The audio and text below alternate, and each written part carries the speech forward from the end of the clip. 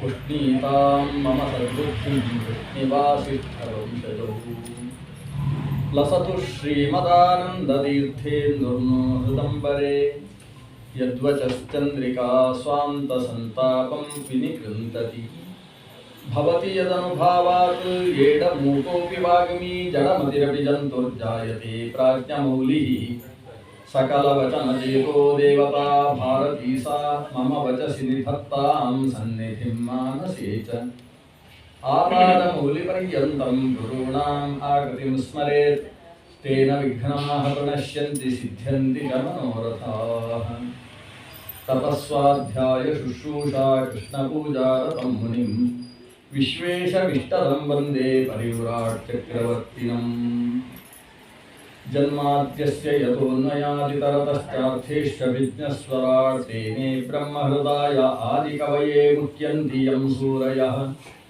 तेजो वारिमतां यथा विनिमयो यत्र त्रिसर्गो मृषा धाम्ना स्वेन सदा निरस्तकुहकं सत्यं परं धीमहि यं प्रव्रजन्तमनुपेतमपेतकृत्यं द्वैपायनो विरहकातर आजुहाव पुत्रेति तन्मयतया तरवोऽपि नेतुः तं सर्वभूतहृदयं मुनिमानतोऽस्मि नारायणं नमस्कृत्य नरं चैव नरोत्तमं देवीं सरस्वतीं व्यासं ततो जयमुदीरयेत् निगमकल्पतरोर्गलितं फलं शुकमुखादमृतद्रवसंयुतं पिबत भागवतं रसमालयं मुहुरहो रसिका भुवि भावुकाः श्रीगुरुभ्यो नमः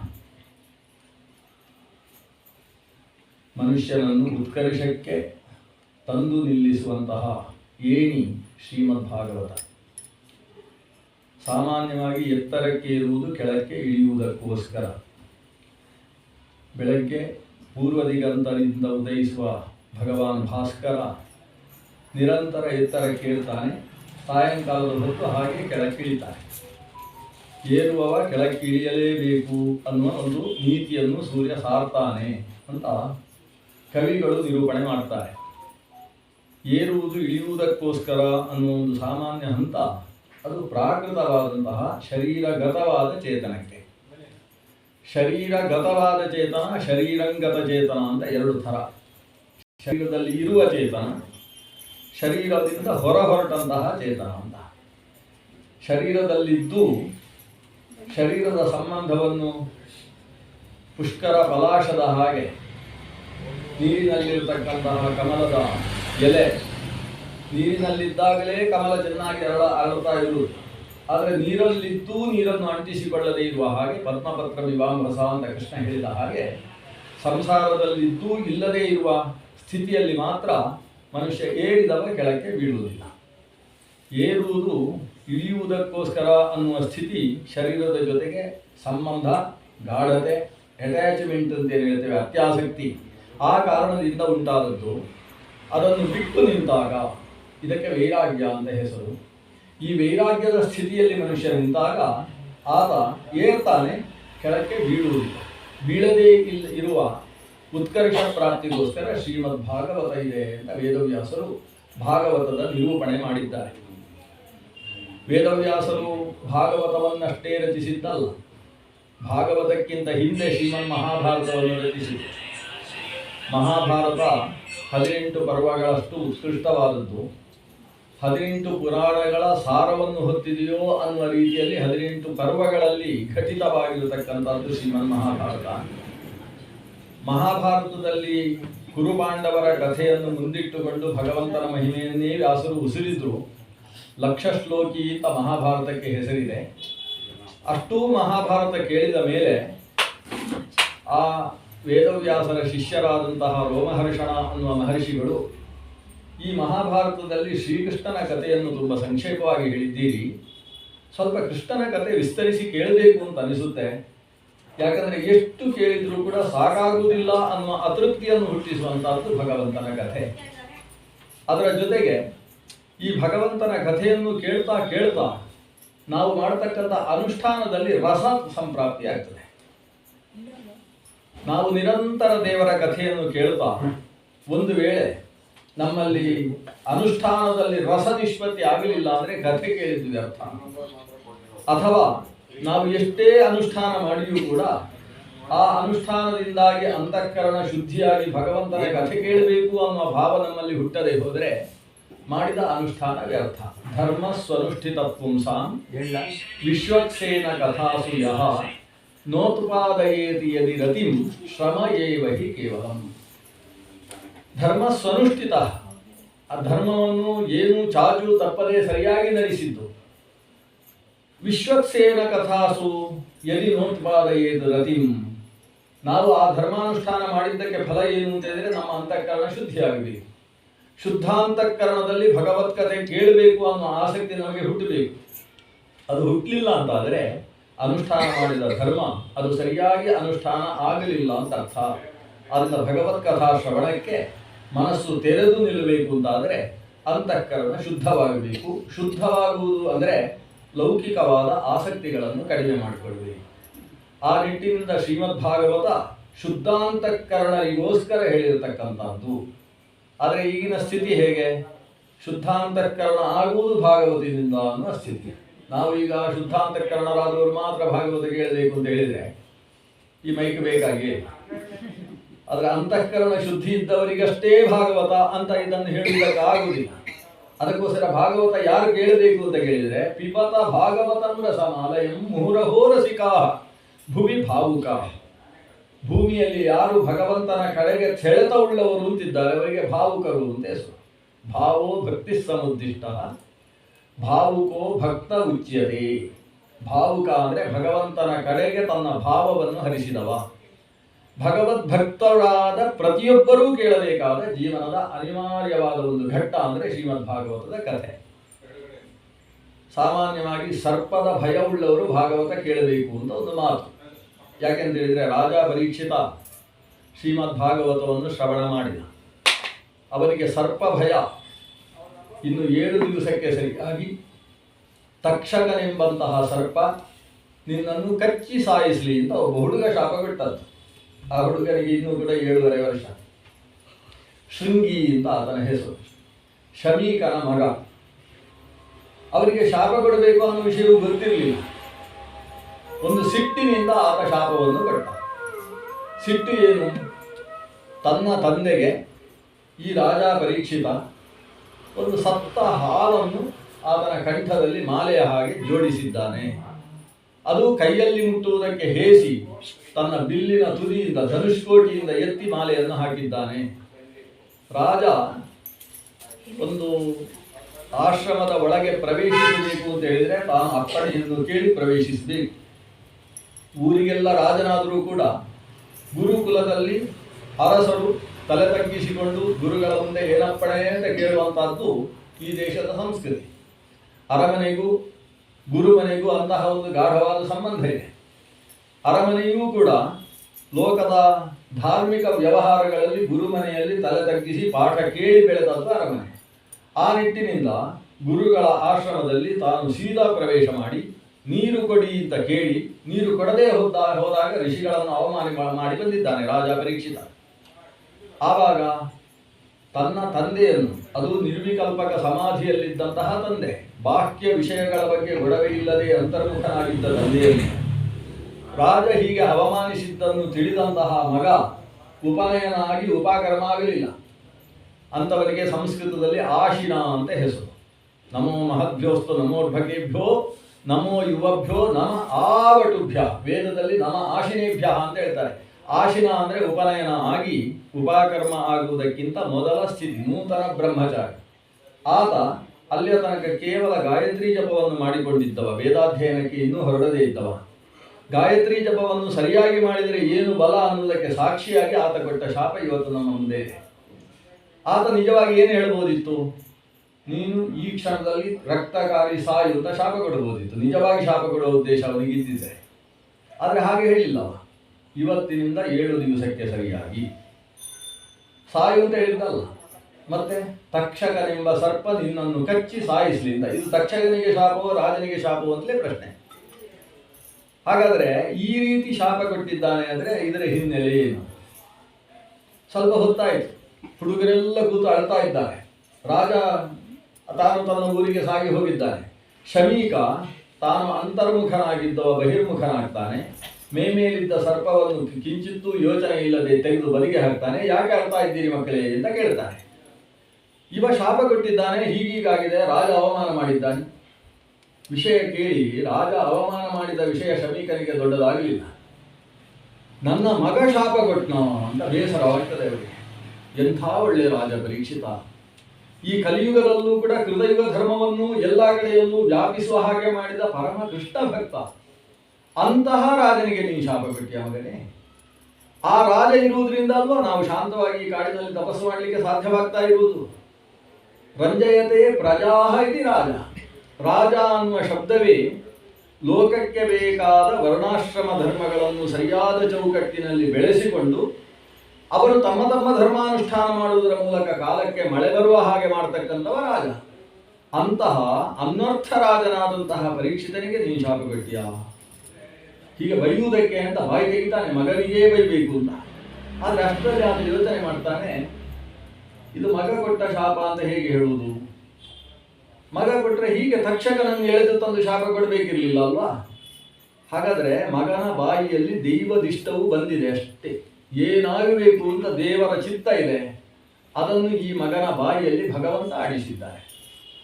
ತಕ್ಷಕನಿಗೂ ಈ ಕೌರವ ವಂಶದಲ್ಲೇ ಬಂದವ ರಾಜ ಪರೀಕ್ಷಿತ, ಅವನನ್ನು ಕುರುರಾಜ ಅಂತಲೇ ಕರೆಯುವುದು. ಭರತ ವಂಶದಲ್ಲಿ ಬಂದದ್ರಿಂದ ಅವನನ್ನು ಭಾರತ ಅಂತ ಕರೀತಾರೆ. ಪಾಂಡು ವಂಶದಲ್ಲಿ ಬಂದದ್ರಿಂದ ಪಾಂಡವ ಅಂತ ಅವನಿಗೆ ಹೆಸರಿದೆ. ಸೌಭದ್ರನ ಮಗನಾಗಿ ಅರ್ಥಾತ್ ಸುಭದ್ರೆಯ ಮಗನಾದಂತಹ ಅಭಿಮನ್ಯುವಿನ ಮಗನಾಗಿ ಬಂದಿರತಕ್ಕಂಥವ ಆತ ಸೌಭದ್ರ ಅಂತಲೂ ಕರೆಸಿಕೊಳ್ತಾನೆ. ಅಂತಹ ರಾಜ ಪರೀಕ್ಷಿತ ವಿಷ್ಣುರಾತ ಅವನನ್ನು ತಕ್ಷಕ ಕಚ್ಚಿದೆ.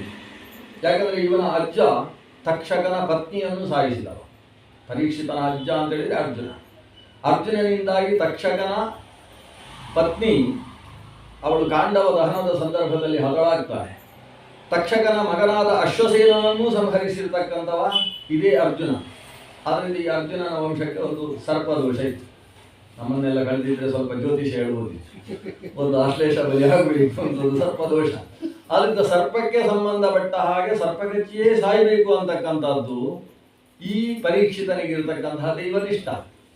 ಆದರೆ ಅದು ವೇದವ್ಯಾಸರು ಹೇಳ್ತಾರೆ, ಪರೀಕ್ಷಿತ ಅಂತ ಹೇಳಿದರೆ ಸಾಮಾನ್ಯ ಒಬ್ಬ ರಾಜ ಅಷ್ಟೇ ಅಲ್ಲ, ಪ್ರಪಂಚದ ಪ್ರತಿಯೊಬ್ಬ ಮನುಷ್ಯನೂ ಕೂಡ ಪರೀಕ್ಷಿತನ ಸ್ಥಾನದಲ್ಲಿರ್ತಕ್ಕಂಥವ. ಪ್ರತಿಯೊಬ್ಬನಿಗೂ ಕೂಡ ಸರ್ಪ ಕಚ್ಚುವುದಕ್ಕೆ ಕಾಯ್ತಾ ಇದೆ. ಅವನಿಗೆ 7 ದಿವಸದ ನಂತರ ಅಂತ, ಮನುಷ್ಯನಿಗೆ 100 ವರ್ಷವೋ 80 ವರ್ಷವೋ 90 ವರ್ಷವೋ ಒಂದು ವ್ಯವಸ್ಥೆ. ಸರ್ಪ ಕಾಯ್ತಾ ಇದೆ. ಯಾರು ಸರ್ಪ ಅನ್ನುವ ಶಬ್ದಕ್ಕೇನೆ ಮೃತ್ಯು ಅಂತ ಅರ್ಥ. ಮೃತ್ಯು ಯಾವಾಗ ಮತ್ತೊಬ್ಬನನ್ನು ಕಾಯ್ತಾ ಇದೆಯೋ ಅಂಥ ಸ್ಥಿತಿಯಲ್ಲಿ ಆ ಮೃತ್ಯುವನ್ನು ಓಡಿಸುವುದಕ್ಕೆ ಮನುಷ್ಯನಿಂದ ಶಕ್ಯ ಇಲ್ಲ. ಆದ್ದರಿಂದ ಆತ ಆ ಮೃತ್ಯು ತನ್ನನ್ನು ಎಂದಾದರೂ ಕಚ್ಚುತ್ತೆ ಅಂತ ಸ್ಪಷ್ಟ ನಿಶ್ಚಯ ಇದ್ದು ಆ ಕಾಲದಲ್ಲಿ ಆತ್ಮಶ್ರೇಯಸ್ಸಿಗೆ ಏನನ್ನು ಮಾಡಬೇಕೋ ಅದನ್ನು ಮಾಡಬೇಕಷ್ಟೇ. ಯಾವುದನ್ನು ತಪ್ಪಿಸುವುದಕ್ಕೇ ಸಾಧ್ಯ ಇಲ್ಲವೋ ಅಂಥವನು ಕಾಲವ್ಯಾಲ ಮುಖಗ್ರಾಸ ತ್ರಾಸ ನಿರ್ನಾಶ ಹೇತವೇ ಶ್ರೀಮದ್ ಭಾಗವತಂ ಶಾಸ್ತ್ರಂ ಕಲವು ಕೀರೇಣ ಕೀರ್ತಿತಂ. ಇಲ್ಲಿ ಸರ್ಪ ಯಾವುದು ಅಂದರೆ ಕಾಲವ್ಯಾಲ. ಕಾಲ ಅಂದರೆ ಮೃತ್ಯು ಎಂಬಂತಹ ಸರ್ಪ. ಅದರ ಮುಖಗ್ರಾಸ, ಅದರ ಮುಖಕ್ಕೆ ತುತ್ತುವಾಗಿ ನಾವೆಲ್ಲ ಇದ್ದೇವೆ. ಆ ತ್ರಾಸ ಏನಿದೆ, ಮುಖಗ್ರಾಸ ತ್ರಾಸ ಏನಿದೆ, ನಮಗೆ ಹೆದರಿಕೆ ಏನಿದೆ, ಅದರ ನಿರ್ನಾಶ ಹೇತುವಾಗಿ ಶ್ರೀಮದ್ ಭಾಗವತ ಶಾಸ್ತ್ರವನ್ನು ಕೀರ ಅನಿಸಿದಂತಹ ಶುಕಾಚಾರ್ಯರ ಮೂಲಕ ವೇದವ್ಯಾಸರು ಲೋಕಕ್ಕೆ ಕೊಟ್ಟಿದ್ದಾರೆ. ಆದ್ದರಿಂದ ಈಗ ರಾಜ ಪರೀಕ್ಷಿತನಿಗೆ ಮೃತ್ಯು ಭಯ ಬಂದಾಗ ಆತನಿಗೆ ನನಗೆ ಭಾಗವತ ಬೇಕು ಅನಿಸಿದ್ದು. ಅವನು ಆ ಕ್ಷಣದಲ್ಲಿ ತನ್ನ ಊರು ಬಿಟ್ಟ. ಆತನ ಪತ್ನಿಯಾಗಿರತಕ್ಕಂತಹ ಇರಾವತಿ ಉತ್ತರನ ಮಗಳು ಆಕೆಗೆ ಹೇಳ್ತಾನೆ, ನಾನು ಆತ್ಮಶ್ರೇಯಸ್ಸಿನ ಸಾಧನೆಗೆ ಹೊರಟಿದ್ದೇನೆ, ಬರುವುದಾದ್ರೆ ಬಾ. ಗಂಗೆಯ ತಟದಲ್ಲಿದ್ದೇನೆ. ತನ್ನ ಮಗನಾದ ಜನಮೇಜಯನನ್ನು ಸಿಂಹಾಸನದಲ್ಲಿ ಕೂಡಿಸಿ ಪಟ್ಟಾಭಿಷೇಕ ಮಾಡ್ತಾನೆ. ತಾನು ಗಂಗಾ ತಟದಲ್ಲಿ ಬಂದು ಪೂರ್ವ ನಿರ್ಮಿತವಾದ ಭವನದಲ್ಲಿ ತಾನು ಉಪವಿಷ್ಟನಾಗಿ, ಅದು ಪೂರ್ವಾಭಿಮುಖವಾಗಿ ಪದ್ಮಾಸನ ಹಾಕಿ ಕೂತುಕೊಂಡಿದ್ದಾನೆ. ಅಲ್ಲಿಗೆ ಎಲ್ಲ ಋಷಿಮುನಿಗಳು ಬಂದರು. ಸಾವಿರಾರು ಋಷಿಮುನಿಗಳು. ಶವನಃ, ಶರದ್ವಾನ್, ವ್ಯಾಸಃ, ಶಾರದ್ವತಃ, ಯಾರ್ಯಾರು ಅಲ್ಲಿ ಸಾಕ್ಷಾತ್ ಶುಕಾಚಾರ್ಯರ ಅಪ್ಪ ವೇದವ್ಯಾಸರು ಬಂದು ಕೂತಿದ್ದಾರೆ. ಎಲ್ಲರೂ ಕೂತಾಗ ಈತ ಪ್ರಶ್ನಿಸಬೇಕು. ಅವರಲ್ಲಿ ಪ್ರಶ್ನಿಸುವ ಹೊತ್ತಿಗೆ ಎಲ್ಲರೂ ಎದ್ದು ನಿಲ್ತಾರೆ. ಈತ ಪದ್ಮಾಸನ ಹಾಕಿ ಕೂತಿದ್ದಾನೆ, ಎಲ್ಲರೂ ಎದ್ದು ನಿಂತಿದ್ದಾರೆ. ಮೊದಲು ಎದ್ದು ನಿಂತವರು ವೇದವ್ಯಾಸರು. ವೇದವ್ಯಾಸರು ಎದ್ದದ್ದನ್ನು ನೋಡಿ ಎಲ್ಲರೂ ಎದ್ದಿದ್ದಾರೆ. ಎಲ್ಲರೂ ಎದ್ದಾಗ ರಾಜ ಪರೀಕ್ಷಿತನು ಎದ್ದ. ಎಲ್ಲರೂ ಎದ್ದವರು ಹೇಳ್ತಾರೆ, ಶುಕಾಚಾರ್ಯರು ಬಂದಿದ್ದಾರೆ, ಶುಕಾಚಾರ್ಯರು ಬಂದಿದ್ದಾರೆ ಅಂತ. ಶುಕಾಚಾರ್ಯರು ಬಂದದ್ದನ್ನು ನೋಡಿ ವೇದವ್ಯಾಸರು ಎದ್ದು ನಿಂತಿದ್ದಾನೆ. ನೋಡಿ, ಮಗನಿಗೆ ಮೊದಲು ಗೌರವ ಕೊಟ್ಟವರು ವೇದವ್ಯಾಸ. ಜ್ಞಾನಕ್ಕೆ ಗೌರವ ಕೊಡಬೇಕು ಅಂತ ಪ್ರಪಂಚಕ್ಕೆ ತೋರಿಸುವ ಕೆಲಸ ವೇದವ್ಯಾಸರದ್ದು. ಯಾಕಂದರೆ ಶುಕಾಚಾರ್ಯ ಸಾಮಾನ್ಯ ವ್ಯಕ್ತಿ ಅಲ್ಲ. ವೇದವ್ಯಾಸರಿಂದ ಜ್ಞಾನವನ್ನೆಲ್ಲ ತುಂಬಿಸಿಕೊಂಡಂತಹ ಮಹಾತ್ಮ. ಶ್ರೀಮದ್ ಭಾಗವತವನ್ನು ರಚನೆ ಮಾಡಿದ ವೇದವ್ಯಾಸರು ಇದನ್ನು ಯಾರಿಗೆ ಮೊದಲು ಉಪದೇಶ ಮಾಡುವುದು ಅಂತ ಯೋಚಿಸಿದರು. ಶುಕ ಅಂತ ಕರೆದು ಎಲ್ಲೋ ಇದ್ದ ಶುಕಾಚಾರ್ಯರು ಓಡಿ ಬಂದು ಇವರ ಮುಂದೆ ಬಂದು ಕೂತವರು 7 ದಿವಸ ಹೇಳಲಿಲ್ಲ. ಇಡೀ ಭಾಗವತ ಶ್ರವಣ ಆದ ಮೇಲೆ ವ್ಯಾಸರು ನಿಲ್ಲಿಸಿದ್ರು. ವ್ಯಾಸರು ನಿಲ್ಲಿಸಿದ ಮೇಲೆ ಶುಕಾಚಾರ್ಯ ಎದ್ದು ಹೇಳುವಾಗ 7 ದಿವಸ ಊಟ ಮಾಡದೇ ಇದ್ದದ್ರಿಂದ ಮೈಯಲ್ಲಿ ಹುಟ್ಟಿದ್ದ ಬಟ್ಟೆ ತುಂಬ ವಿಲಗ್ನವಾಗಿತ್ತು. ಎದ್ದು ನಿಂತಾಗ ಮೈಯ ಮೇಲಿನ ಎಲ್ಲವೂ ಜಾರಿ ಹೋಯಿತು. ಯಂ ಪ್ರೌರಜಂತಂ ಅನುಪೇತಂ. ಅನುಪೇತ ಅಂದರೆ ಶರೀರದಲ್ಲಿ ವಸ್ತ್ರಾದಿಭಿ ಅನುಪೇತಂ ಅಂತ. ಶರೀರದಲ್ಲಿ ಬಟ್ಟೆಯೂ ಇಲ್ಲದೆ ಎದ್ದು ನಿಂತು ಭಾಗವತ ಕೇಳಿದ ಮೇಲೆ ಅವರು ಚಾಪೆ ಮಡಚಿ ಮಲ್ಕೊಳ್ಳುವುದಕ್ಕೆ ಹೊರಟಲ್ಲ, ಅವರು ಹೊರಟೇ ಹೊರಟಂತೆ. ಮಗ ಹೀಗೆ ಪ್ರೌರಜನ ಮಾಡಿದ್ದನ್ನು ನೋಡಿ, ವೈರಾಗ್ಯ ಸಂಪನ್ನನಾಗಿ ಹೊರಟದ್ದನ್ನು ನೋಡಿ ವೇದವ್ಯಾಸರು ಪುತ್ರ ಅಂತ ಕರೆದ್ರಂತೆ. ಪುತ್ರೇತಿ ತನ್ಮಯತೆಯ ತರವೋಪಿನೇರು. ಪುತ್ರ ಅಂತ ವ್ಯಾಸರು ಕರೆದಾಗ ಆ ಮಗ ಓ ಅಂತ ಹೇಳಿದ್ದಲ್ಲ. ಅವರಿಗೆ ಈ ಲೋಕದ ಪರಿಚಯ ಇಲ್ಲ ಮಗನಿಗೆ. ಆವಾಗ ಮರಗಳೆಲ್ಲ ಓ ಓ ಓ ಅಂತ ಶಬ್ದ ಮಾಡಿದ್ವಂತೆ. ಯಾಕೆಂದರೆ ಈ ಶುಕಾಚಾರ್ಯ ಎಲ್ಲ ಮರದಲ್ಲೂ ಇದ್ದಾನೆ. ತಮ್ಮ ಸರ್ವಭೂತ ಹೃದಯ ಮುನಿ ಮಾನವೋಸ್ತಿ. ಸಕಲ ಭೂತಗಳಲ್ಲೂ ಅಂತಶ್ಚೇತನವಾಗಿರತಕ್ಕಂತಹ ಮುನಿ ಶುಕಾಚಾರ್ಯ. ಅಂದರೆ ಶುಕಾಚಾರ್ಯ ಅಂತ ಹೇಳಿದರೆ ಸಾಕ್ಷಾತ್ ಅಹಂಕಾರಾತ್ಮಕೋ ರುದ್ರ. ಅಹಂಕಾರ ತತ್ವಾಭಿಮಾನಿಯಾದ ರುದ್ರದೇವನೇ ಘೃತಾಚಿ ಅನ್ನುವ ಅಪ್ಸರೆಯನ್ನು ನಿಮಿತ್ತವನ್ನಾಗಿಟ್ಟುಕೊಂಡು ವೇದವ್ಯಾಸರ ಮೂಲಕ ಲೋಕದಲ್ಲಿ ಅವತರಿಸಿದಂತಹ ಶುಕಾಚಾರ್ಯ, ಆ ಅಹಂಕಾರ ತತ್ವಾಭಿಮಾನಿಯಾದಂತಹ ರುದ್ರದೇವ ತಾನು ಓ ಓ ಅಂತ ಮರಗಳಲ್ಲೂ ಅಹಂಕಾರ ತತ್ವ ಇದೆ ಅನ್ನುವುದನ್ನು ಪ್ರಕಟೀಕರಿಸುವ ದೃಷ್ಟಿಯಿಂದ ತಾನು ಓಗೊಟ್ಟಾಗ ವೇದವ್ಯಾಸರು ಶುಕನಲ್ಲಿ ಒಂದು ಮಾತು ಹೇಳ್ತಾರೆ. ಶುಕ, ನೀನು ಸರ್ವಸಂಗ ತ್ಯಾಗ ಮಾಡಿ ಹೋಗ್ತಾ ಇದ್ದಿ, ಆದರೆ ನಾನು ಕೊಟ್ಟ ಭಾಗವತ ಲೋಕಪ್ರಸರಣ ಆಗಬೇಕು. ಸುಮ್ಮನೆ ಹಿಡ್ಕೊಂಡು ಸೀದಾ ಹೋಗ್ತಾ ಇರುವುದಲ್ಲ. ಭಾಗವತ ನಿನಗೆ ಕೊಟ್ಟಿದ್ದೇನೆ, ನೀನು ಗುರುವಾಗಿ ಇನ್ನೊಬ್ಬ ಶಿಷ್ಯನಿಗೆ ಅದನ್ನು ಕೊಟ್ಟಾಗ ಮಾತ್ರ ನೀನು ಕಲ್ತದ್ದಕ್ಕೆ ಸಾರ್ಥಕ.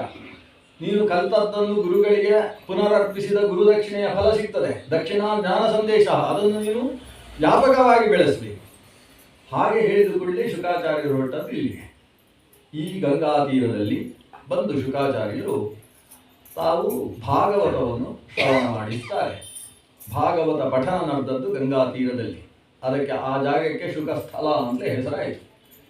ಇವತ್ತು ಶುಕಸ್ಥಲ ಅನ್ನೋದು ಪ್ರಾದೇಶಿಕ ಭಾಷೆಯಲ್ಲಿ ಶುಕ್ತಾಲ್ ಆಗಿದೆ. ಅದು ಲವಪುರ ಅನ್ನೋದು ಲಾಹೋರ್ ಅಂತ ಆದ ಹಾಗೆ, ದುರ್ಜಯಲಿಂಗ ಅನ್ನೋದು ಡಾರ್ಜಿಲಿಂಗ್ ಆದ ಹಾಗೆ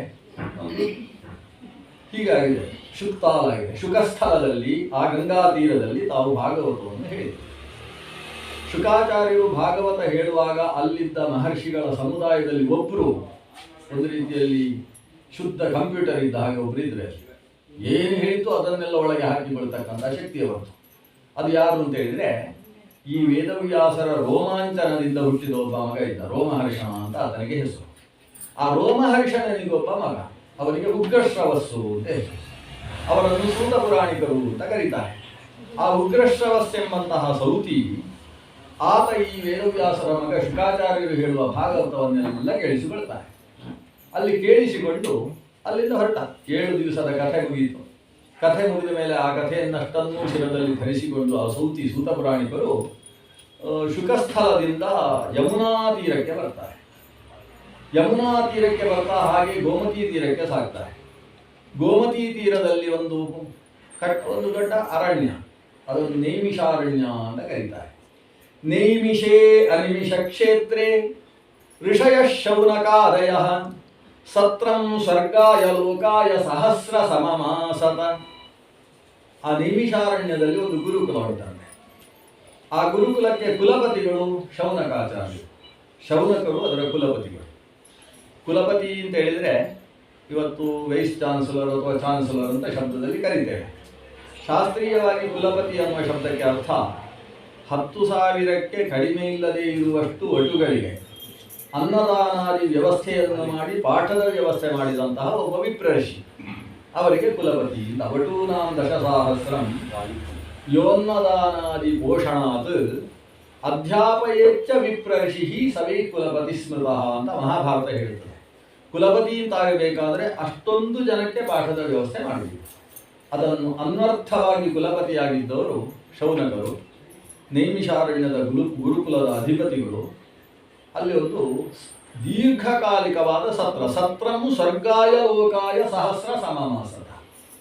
ಅವರ ಉದ್ದೇಶ ಸ್ವರ್ಗಲೋಕ ಅನ್ನುವ ಶಬ್ದಕ್ಕೆ ಸರಿಯಾಗಿ ಶಾಸ್ತ್ರ ವಿಮರ್ಶೆಯಲ್ಲಿ ನೋಡಿದರೆ ಅರ್ಥ ಮೋಕ್ಷ ಅಂತ. ಯಾಕಂದರೆ ಸ್ವರ್ಗ ಅಂತ ಹೇಳಿದರೆ ಈ ದೇವೇಂದ್ರಾದಿಗಳು ರಂಭ ಊರ್ವಶಿ ಪ್ರವೃತ್ತಿಗಳು ಇರುವಂಥದ್ದು ಹೀಗೆಲ್ಲ ಕಲ್ಪನೆ ಇದೆ ನಮಗೆ.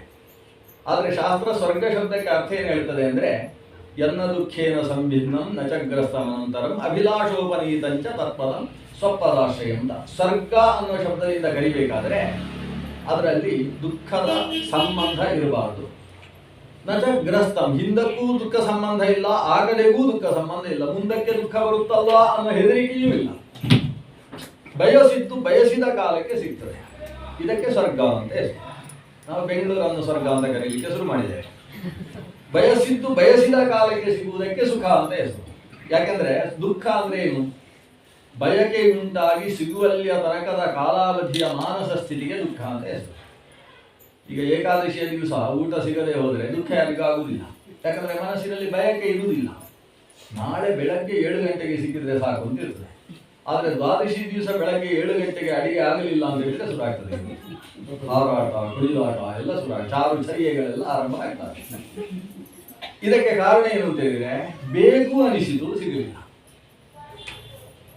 ಸಾಕ್ಷಾತ್ ಚತುರ್ಮುಖ ಬ್ರಹ್ಮನಿಗೂ ಕೂಡ ದುಃಖ ಇದೆ ಅಂತೆ. ಎಷ್ಟು ದುಃಖ ಅಂದ್ರೆ ನನಗೆ ಬೇಕು ಅನಿಸಿದ ನಂತರ ಸಿಗ್ತದೆ ಅಂದ್ರೆ ಒಂದು ಕ್ಷಣ ಬೇಕು ಅನಿಸಿದ ಮುಂದಿನ ಕ್ಷಣದಲ್ಲಿ ಸಿಗುತ್ತೆ. ಆದ್ರಿಂದ ಬ್ರಹ್ಮದೇವರಿಗೂ ಒಂದು ಕ್ಷಣ ದುಃಖ ಇದೆ ಅಂತ. ಆದರೆ ಮೋಕ್ಷದ ಸ್ಥಿತಿ ಹಾಗಲ್ಲ. ಯಂ ಸುಖಿ ಕಾಮಯ ತೀರ್ಥ ಮಾತ್ರ ಸಂಕಲ್ಪ ಮಾತ್ರ ಅದು ಸಕಲೋಪಿ ಸಸ್ಯ. ಮೋಕ್ಷದಲ್ಲಿ ಹೇಗೆ ಅಂದ್ರೆ ಇಚ್ಛಿಸಿದ್ದರಿಂದ ಸಿಗುವುದಲ್ಲ, ಇಚ್ಛೆಯೇ ಸಿಗುವಿಕೆ. ಇಚ್ಛಾ ಮಾತ್ರ ಪ್ರಭು ಸೃಷ್ಟಿಯಿಂದ ಬಯಕೆಯೇ ಪ್ರಾಪ್ತಿ ಅನ್ನುವ ಸ್ಥಿತಿಗೆ ಮೋಕ್ಷ ಅಂತ ಹೆಸರು. ಅದು ಸ್ವರ್ಗ ಅಂತ ಕರೆಸಿಕೊಳ್ಳುತ್ತದೆ. ಅಂತಹ ಸ್ವರ್ಗಾಯ ಲೋಕಾಯ ದುಃಖವೇ ಇಲ್ಲದ ಸುಖ ಮಾತ್ರ ಭೂಯಿಷ್ಠವಾದ ಒಂದು ಸುಖ ಪ್ರಾಪ್ತಿಗೋಸ್ಕರ ಇವರು ಒಂದು ದೀರ್ಘಕಾಲಿಕವಾದ ಸತ್ರದಲ್ಲಿ ದೀಕ್ಷಿತರಾಗಿದ್ದಾರೆ. ಅಲ್ಲಿಗೆ ನಮ್ಮ ಸೂತ ಪುರಾಣಿಕರ ಸವಾರಿ ಬಂತು. ಶೌನಕರಿದ್ದಾರೆ, ಶೌನಕರ ಸಾವಿರಾರು ಶಿಷ್ಯರಿದ್ದಾರೆ, ಅವರ ಪೋಷಕರೆಲ್ಲ ಬಂದಿದ್ದಾರೆ. 10,000 ಶಿಷ್ಯರು, ಅವರ ಪೋಷಕರೆಲ್ಲ ಬಂದರೆ ಎಷ್ಟು ದೊಡ್ಡದಾಗಿದೆ. ಆದರೆ ವಿಶೇಷ ಅಂದರೆ ಮೈಕೆ ಅರೇಂಜ್ಮೆಂಟ್ ಇರಲಿಲ್ಲ. ಅಷ್ಟೂ ಜನ ಇದ್ದಾರೆ. ಅಷ್ಟೂ ಜನರು ಕೂಡ ಸತ್ರದಲ್ಲಿ ಭಾಗಿಯಾಗಿದ್ದಾರೆ. ಸತ್ರ ಅಂದರೆ ಏನು? ಹರಿವಂಶ ಹೇಳ್ತದೆ, ಒಂದು ಸತ್ರ ಅಂತ ಆಗಬೇಕಾದ್ರೆ ಅದರಲ್ಲಿ 5 ಕೆಲಸಗಳು ನಡೆಯುತ್ತೆ. ಹಗಲಿನಲ್ಲಿ 5 ಕೆಲಸ. ಹಗಲಿಗೆ 5 ಭಾಗ ಇದೆ ನಮ್ಮ ಲೆಕ್ಕಾಚಾರದಲ್ಲಿ. ಪ್ರಾತಃ, ಸಂಗಮ, ಮಧ್ಯಾಹ್ನ, ಅಪರಾಹ್ನ, ಸಾಯಾಹ್ನ ಅಂತ ಹಗಲಿನಲ್ಲಿ 5 ಭಾಗಗಳು. ಪ್ರಾತಃ ಅಂದರೆ ಸೂರ್ಯೋದಯದಿಂದ 6 ಗಳಿಗೆ 8:30 ತನಕ ಅಂತ ಇಟ್ಕೊಳ್ಳೋದು ಪ್ರಾತಃ ಕಾಲ ಅಂತ ಕರೀತಾರೆ. ಸಂಗಮ ಕಾಲ ಅಂದರೆ ಹಟ್ಟಿಯಿಂದ ಹಸುಗಳೆಲ್ಲ ಹುಲ್ಲುಗಾವಲಿಗೆ ಹೊರಡುವ ಕಾಲ. ಅಂದರೆ ಸುಮಾರು 8:30ಯಿಂದ ಸುಮಾರು 11 ಗಂಟೆ ತನಕ, 10:30 ತನಕ, ಅದು 6 ಗಳಿಗೆ. ಸಂಗಮ ಅಂದರೆ ಗಾವಹ ಸಂಗವಾಹ ಭವಂತಿ ಶಾದ್ವಲೇಶು ಇತಿ ಸಂಗವಹ ಅಂತ. ಅಂದರೆ ಹುಲ್ಲುಗಾವಲಿಗೆ ಹಸುಗಳು ಹೊರಡುವಂತಹ ಕಾಲ ಅಂತ ಅರ್ಥ ಸಂಗವ ಕಾಲ. ಸಂಗವಾದ ಮೇಲೆ ಸುಮಾರು 10:30 11ರಿಂದ ಅದಕ್ಕೆ ಮಧ್ಯಾಹ್ನ ಕಾಲ ಅಂತ ಹೆಸರು. ಸೂರ್ಯ ನೆತ್ತಿಗೆ ಬರುವಾಗ. ಆಮೇಲಿನ ಕಾಲ 6 ಗಳಿಗೆ ಅಪರಾಹ್ನ, ಅಪರಾಹ್ನ ಆದಮೇಲೆ ಸಾಯಾಹ್ನ ಅಂತ ಸೂರ್ಯಾಸ್ತದ ತನಕದ ಕಾಲ. ಹೀಗೆ 6 ಗಳಿಗೆಗಳ 5 ಭಾಗಕ್ಕೆ ಒಟ್ಟು ದಿನ ಅಂತ ಹೆಸರು, ಹಗಲು ಅಂತ ಹೆಸರು. ಇದರಲ್ಲಿ ಸತ್ರದಲ್ಲಿ ದೀಕ್ಷಿತನಾದವನ ಜವಾಬ್ದಾರಿ ಏನು? ಪ್ರಾತಃ ಕಾಲದಲ್ಲಿ ಪ್ರಾತರ್ಹುತಹುತಾಶನ, ಪ್ರಾತಃ ಕಾಲದಲ್ಲಿ ಅಗ್ನಿಯಲ್ಲಿ ಆಹುತಿ ಕೊಡಬೇಕು. ಹಾಗಾದ್ರೆ ಇವರ ಸಂಧ್ಯಾವಂದನೆ ಇಲ್ಲ, ಅದು ಅರುಣೋದಯ ಕಾಲದಲ್ಲಿ ಆಗಬೇಕು. ನಮ್ದೆಲ್ಲ ಪ್ರಾತಃ ಸಂಧ್ಯಾಂಗರಿಷೆಯಿಂದ ಶುರು ಮಾಡಿದ್ದೇವಲ್ಲ, ಅದರಿಂದ ಸಂಧ್ಯಾವಂದನೆ ಶುರು ಆಗುವುದೇ ಸೂರ್ಯನ. ನಾವು ಸೂರ್ಯವಂಶದವರು ಜಾಸ್ತಿ ಇರಲಿಲ್ಲ. ಅದು ಸೂರ್ಯನ ಬಿಸಿಲು ತಾಕಿದ ಮೇಲೆ ನಮ್ಮದು ಸಂಧ್ಯಾವಂದನೆ ಅಲ್ಲ. ಸಂಧ್ಯಾವಂದನೆ ಅದು ಆಕಾಶದಲ್ಲಿ ನಕ್ಷತ್ರ ಕಾಣಿಸ್ತಾ ಇರಬೇಕಾದ್ರೆ ಆಗಬೇಕು ಅಂತ ಶ್ರೀಮನ್ ಮಧ್ವಾಚಾರ್ಯರು ಸದಾಚಾರ ಸ್ಮೃತಿಯಲ್ಲಿ ಹೇಳ್ತಾರೆ. ಉತ್ತಮ ತಾರಕೋಪೇತ ಅಥವಾ ಪೂರ್ವಾಂ ಸಂಧ್ಯಾಂ ಸನಕ್ಷತ್ರಾಂ ಅಂತ. ಪ್ರಾತಃ ಕಾಲದ ಸಂಧ್ಯಾ ಅಂದರೆ ನಕ್ಷತ್ರ ಇರುವಾಗ ಆಗಬೇಕು.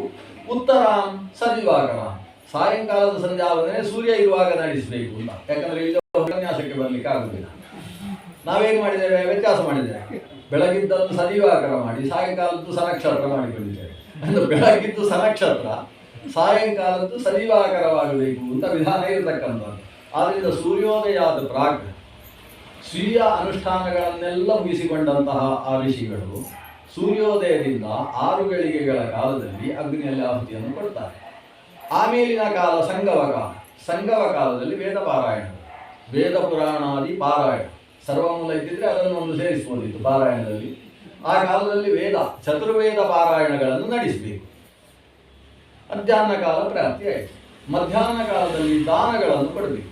ವಿಶೇಷವಾಗಿ ದಾನ ಅಂತ ಹೇಳಿದ್ರೆ ಅನ್ನದಾನವನ್ನು ನಡೆಸಬೇಕು ಮಧ್ಯಾಹ್ನ ಕಾಲದಲ್ಲಿ. ಮಧ್ಯಾಹ್ನ ಕಾಲದ ಅನ್ನದಾನ ಮುಗಿಸಿ ತಾವು ಕೂಡ ಅನ್ನ ಸ್ವೀಕಾರ ಮಾಡಬೇಕಾದ್ರೆ ಲೆಕ್ಕ ಇದೆ. ಯಾರು ಸತ್ರ ದೀಕ್ಷಿತರಾಗಿದ್ದಾರೆ ಅವರು ಸಾವಕಾಶವಾಗಿ ಊಟ ಮಾಡಬೇಕು ಅಂತ ವಿಧಿ. ಸಾವಕಾಶ ಅಂತ ಹೇಳಿದ್ರೆ 12:30, 1:30, 2:30 ತನಕ ಊಟ ಮಾಡುವುದು ಅಂತ ಅರ್ಥ ಅಲ್ಲ. ಹೊಟ್ಟೆಯಲ್ಲಿ ಅವಕಾಶ ಉಳಿಸಿಕೊಂಡು ಊಟ ಮಾಡುವುದಕ್ಕೆ ಸಾವಕಾಶ ಭೋಜನ ಅಂತ ಹೆಸರು. ಅಂದರೆ ಇನ್ನೂ 4 ತುತ್ತು ತಿನ್ನುವುದಕ್ಕೆ ಅವಕಾಶ ಇದೆ ಅಂತ ಹೇಳುವಾಗಲೇ ಊಟ ನಿಲ್ಲಿಸಬೇಕು. ಯಾಕಂದರೆ ಊಟ ಆದ ಮೇಲೆ ತಲೆದಿಂಬಿನ ಮೇಲೆ ತಲೆ ಇಡುವುದಕ್ಕೆ ಅವಕಾಶ ಇಲ್ಲ.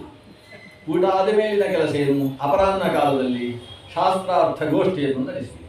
ಶಾಸ್ತ್ರದ ಯಾವುದೋ ಪುಟ್ಟ ವಿಷಯವನ್ನು ಹಿಡ್ಕೊಂಡು ಅದನ್ನು ಕೂಲಂಕಷವಾಗಿ ಅದರ ಬಗ್ಗೆ ಚಿಂತನೆ ಮಾಡಬೇಕು. ಈ ರೀತಿ ಚಿಂತನೆ ಮಾಡಿ ಇದಮಿತ್ತಂ ಅನ್ನುವ ನಿರ್ಣಯಕ್ಕೆ ಬರಬೇಕು. ಈ ವಾಕ್ಯ ಅರ್ಥಗೋಷ್ಠಿ ಇದು ಅಪರಾಹ್ನ ಕಾಲದ ವಿಷಯ. ಆಮೇಲೆ ಸಾಯಾನ್ನ ಪ್ರಾಪ್ತಿ ಆಯಿತು ಅಂತಾದರೆ 4:15 ಗಂಟೆ ಆಯಿತು ಅಂತಾದರೆ ಆವಾಗ ಎಲ್ಲರೂ ಸೇರಿ ಒಂದು ಸ್ವಲ್ಪ ಭಜನೆ ಮಾಡಿ ಪುರಾಣ ಶ್ರವಣ ಮಾಡಬೇಕು. ಪುರಾಣ ಶ್ರವಣ ಅದರಲ್ಲಿ ಪಂಡಿತರು ಪಾಮರರು ಅಂತಿಲ್ಲ, ಪ್ರತಿಯೊಬ್ಬರೂ ಕೂತು ಕೇಳಬೇಕು.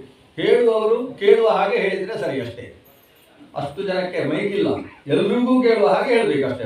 ಅವರು ಹೇಳಬೇಕು. ಹೇಳುವ ಮಧ್ಯದಲ್ಲಿ ಭಜನಾ ಇತ್ಯಾದಿಗಳನ್ನು ನಡೆಸಬೇಕು. ಈ ಕ್ರಮದಲ್ಲಿ ಪುರಾಣ ಶ್ರವಣ ಮಾಡಬೇಕು. ಅದಕ್ಕಿಂತ ಮುಂಚೆ ಚಿಂತನಗೋಷ್ಠಿ, ಅದರಲ್ಲಿ ಬೌದ್ಧಿಕ ಕಸರತ್ತುಗಳನ್ನು ನಡೆಸುವುದು. ಪುರಾಣ ಶ್ರವಣದಲ್ಲಿ ಚರ್ಚೆ ಎಲ್ಲ ಮಾಡಲಿಕ್ಕಿಲ್ಲ. ಅದು ದೇವರು ಹುಟ್ಟುವಾಗಲೇ 4 ಕೈಯಲ್ಲಿ ಸಮದ್ಭುತಂ ಬಾಲಕಂ ಹಾಗೆ ಹುಟ್ಟಲಿಕ್ಕೆ ಆಗ್ತದೆ. ಯಾವ ಹೊಟ್ಟೆಯಲ್ಲಿ ಅದು ಕೈಯಲ್ಲಿ ಶಂಖಚಕ್ರ ಹಿಡ್ಕೊಂಡು ಹುಟ್ಟಲಿಕ್ಕೆ ಆಗ್ತದೆ? ಹೀಗೆಲ್ಲ ಚರ್ಚೆ ಮಾಡಲಿಕ್ಕಿಲ್ಲ. ಶುದ್ಧವಾಗಿ ಕೇಳಬೇಕು, ರೋಮಾಂಚನ ಆಗಬೇಕು, ಕಣ್ಣಲ್ಲಿ ಆನಂದ ಬಾಷ್ಪ ಸುರಿಬೇಕು. ಶ್ರವಣ, ವರ್ಗೇಯಾಚಾರ್ಯ ಹೇಳಿದ ಹಾಗೆ ಶ್ರವಣ ಮನಕಾನಂದ ಬೀರುವುದು. ಮನಸ್ಸಿಗೆ ಆನಂದದಿಂದ ಅಲ್ಲಿ ತರ್ಕ ಏನು ಮಾಡದೆ ಪ್ರಾಂಜಲನಾಗಿ ದೇವರ ಕಡೆಗೆ ತನ್ನನ್ನು ಪೂರ್ತಿಯಾಗಿ ಅರ್ಪಿಸಿಕೊಂಡು ಆ ಶರಣಾಗತ ಸ್ಥಿತಿಯಲ್ಲಿ ಶ್ರವಣ ಮಾಡತಕ್ಕಂಥದ್ದು ಅನ್ನುವುದು ಸಾಯಂಕಾಲದ ಕೆಲಸ. ಈ ರೀತಿ ನಡೆಸುವ ಒಂದು ದೊಡ್ಡ ಯಾಗದಲ್ಲಿ ಆಯಾ ಶವನಕಾರಿ ಸಮಗ್ರರೂ ಕೂಡ ನೈಮಿಷಾರಣ್ಯವೆಂಬಂತಹ ಪರಮ ಧರ್ಮಸ್ಥಾನದಲ್ಲಿ ಸೇರಿಕೊಂಡಿದ್ದಾರೆ. ಅಲ್ಲಿಗೆ ಸೂತ ಪುರಾಣಿಕರು ಆಗಮಿಸಿದಾಗ ಸಾಯಂಕಾಲವಾಗಿತ್ತು. ಆಸನದಲ್ಲಿ ಯಾರು ಕೂತು ಇವತ್ತು ಪ್ರವಚನ ಮಾಡಬೇಕು ಅಂತ ಚಿಂತನೆ ನಡೆದಿತ್ತು. ಸೂತ ಪುರಾಣಿಕರು ಬಂದದ್ದೇ ತಡ ಶೌನಕರು ಓಡಿ ಹೋಗಿ ಹಿಡ್ಕೊಂಡು ಬಂದು ಉಚ್ಚಾಸನದಲ್ಲಿ ಕೂಡಿಸಿ ಕೂತ ಮೇಲೆ ಪಾದ ಪ್ರಕ್ಷಾಲನೆಯನ್ನು ಮಾಡಿ ಆ ತೀರ್ಥೋದಕವನ್ನು ಪ್ರೋಕ್ಷಣೆ ಮಾಡಿಸಿಕೊಂಡು ವೇದವ್ಯಾಸರೇ ಬಂದಿದ್ದಾರೆ ಅಂತ ಅವರಲ್ಲಿ ಅಷ್ಟು ವ್ಯಾಸರನ್ನು ಹೊತ್ತು ತಂದಿರತಕ್ಕಂಥ ವ್ಯಕ್ತಿ ಇವರು. ಯಾಕೆಂತೇಳಿದರೆ ಎಷ್ಟು ಪುರಾಣಗಳನ್ನು ಇದೇ ನೈಮಿಷಾರಣ್ಯದಲ್ಲಿ ಪ್ರವಚನ ಮಾಡಿದ್ದಾರೆ. ಇವತ್ತು ಏನೋ ಹೊಸ ಪುರಾಣ ಹೊತ್ತುಕೊಂಡು ಬಂದಿದ್ದಾರೆ, ಹಾಗಾಗಿ ಅವರಿಂದ ಕೇಳಬೇಕು. ಹೀಗೆ ಅವರ ಪಾದ ಪ್ರಕ್ಷಾಲನೆ ಮಾಡಿ ಕೂಡಿಸಿಕೊಂಡಾಗ ಶೌನಕರ ಹತ್ರ ಇವರು ಪ್ರಶ್ನಾರ್ಥಕವಾಗಿ ನೋಡಿದರು. ಏನು ಇವತ್ತು ಇಷ್ಟೆಲ್ಲ ಉಪಚಾರ ಮಾಡಿದ್ದೀರಿ ಅಂತ ಸೂತ ಪುರಾಣಿಕರು ನೋಡಿದರೆ ಶೌನಕರು ಹೇಳ್ತಾರೆ, ಕಥಾಯಾಂ ಸಕ್ಷಣ ಹರೇ, ಶ್ರೀಹರಿಯ ಕಥೆ ಕೇಳುವುದಕ್ಕೆ ನಮಗೆ ಪುರುಸೊತ್ತಿದೆ ಅಂತ ಹೇಳಿ. ಇದು ಹೇಳುವವರು ಬಹಳ ಕಡಿಮೆ. ಪುರುಸೊತ್ತು ಅನ್ನೋದು ಸಿಗುವುದು ಸಕ್ಷಣ ಅಂತ ಅದಕ್ಕೆ ಸಂಸ್ಕೃತದಲ್ಲಿ ಹೆಸರು. ಪುರುಸೊತ್ತು ಅಂದರೆ ಅರ್ಥ ಏನು ಅಂದರೆ ದೊಡ್ಡ ಸೊತ್ತು ಅಂತ. ಪುರು ಅಂದರೆ ದೊಡ್ಡ ಸೊತ್ತು, ಪುರುಸೊತ್ತು ಅಂತ. ನಮಗೆ ಎಲ್ಲಕ್ಕೂ ಪುರುಸೊತ್ತು ಇರುತ್ತೆ, ಆ ಪುರುಸೊತ್ತಿನ ಬಗ್ಗೆ ಪುರುಸೊತ್ತೇ ಇರುವುದಿಲ್ಲ. ಇದು ಪರಿಸ್ಥಿತಿ ನಾವು. ಆ ದೊಡ್ಡ ಸೊತ್ತು ಆದ ದೇವರ ಬಗ್ಗೆ ಪುರುಸೊತ್ತು ಸಿಗುವುದು ಕಷ್ಟ. ಶುಕಾಚಾರ್ಯರು ಈ ಪರೀಕ್ಷಿತ ಏನು ನಾನು ಕೇಳಬೇಕು ಹೇಳಿ, ಕೊನೆಯಲ್ಲಿ ಯಚ್ಛ್ರೋತವ್ಯಂ ಅಥೋ ಜಪ್ಯಂ ಬ್ರೂಹಿ ಯದ್ವಾ ವಿಪರ್ಯಯಂ, ನಾನು ಕೇಳಲೇಬೇಕಾದದ್ದು ಯಾವುದು ಅಂತ ಕೇಳಿದಾಗ ಶುಕಾಚಾರ್ಯರು ಹೇಳಿದ್ದನ್ನು ಗೊತ್ತು. ಶ್ರೋತವ್ಯಾನೀಹ ರಾಜೇಂದ್ರ ನಾಂ ಸಂತಿ ಸಹಸ್ರಶಃ, ಕೇಳುವುದಕ್ಕೆ ಸಾವಿರಾರು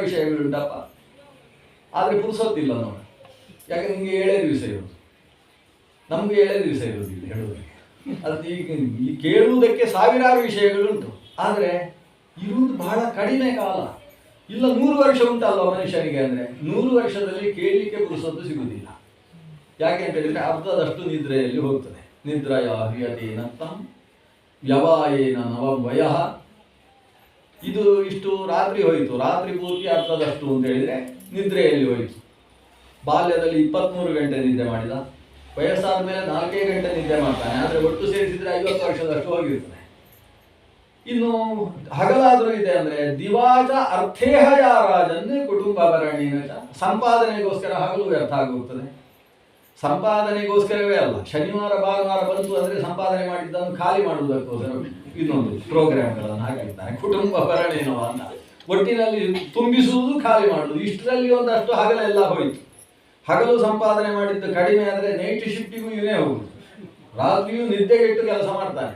ಒಟ್ಟಂದದಲ್ಲಿ ಸಂಪಾದನೆ ಆಯಿತು, ಖರ್ಚು ಮಾಡುವುದಾಯಿತು, ಕುಟುಂಬ ಅನ್ನುವುದನ್ನು ಜೋರಾಗಿ ಅಂಟಿಸಿಕೊಂಡು ಅದರಲ್ಲಿ ಕಾಲ ಕಳೀತಾ ಇದ್ದಾನೆ. ಇಷ್ಟರಲ್ಲಿ ಇವನಿಗೆ ದೇವರ ಬಗ್ಗೆ ಕೇಳಲಿಕ್ಕೆ ಪುರುಸೊತ್ತು ಸಿಗ್ತದೆ.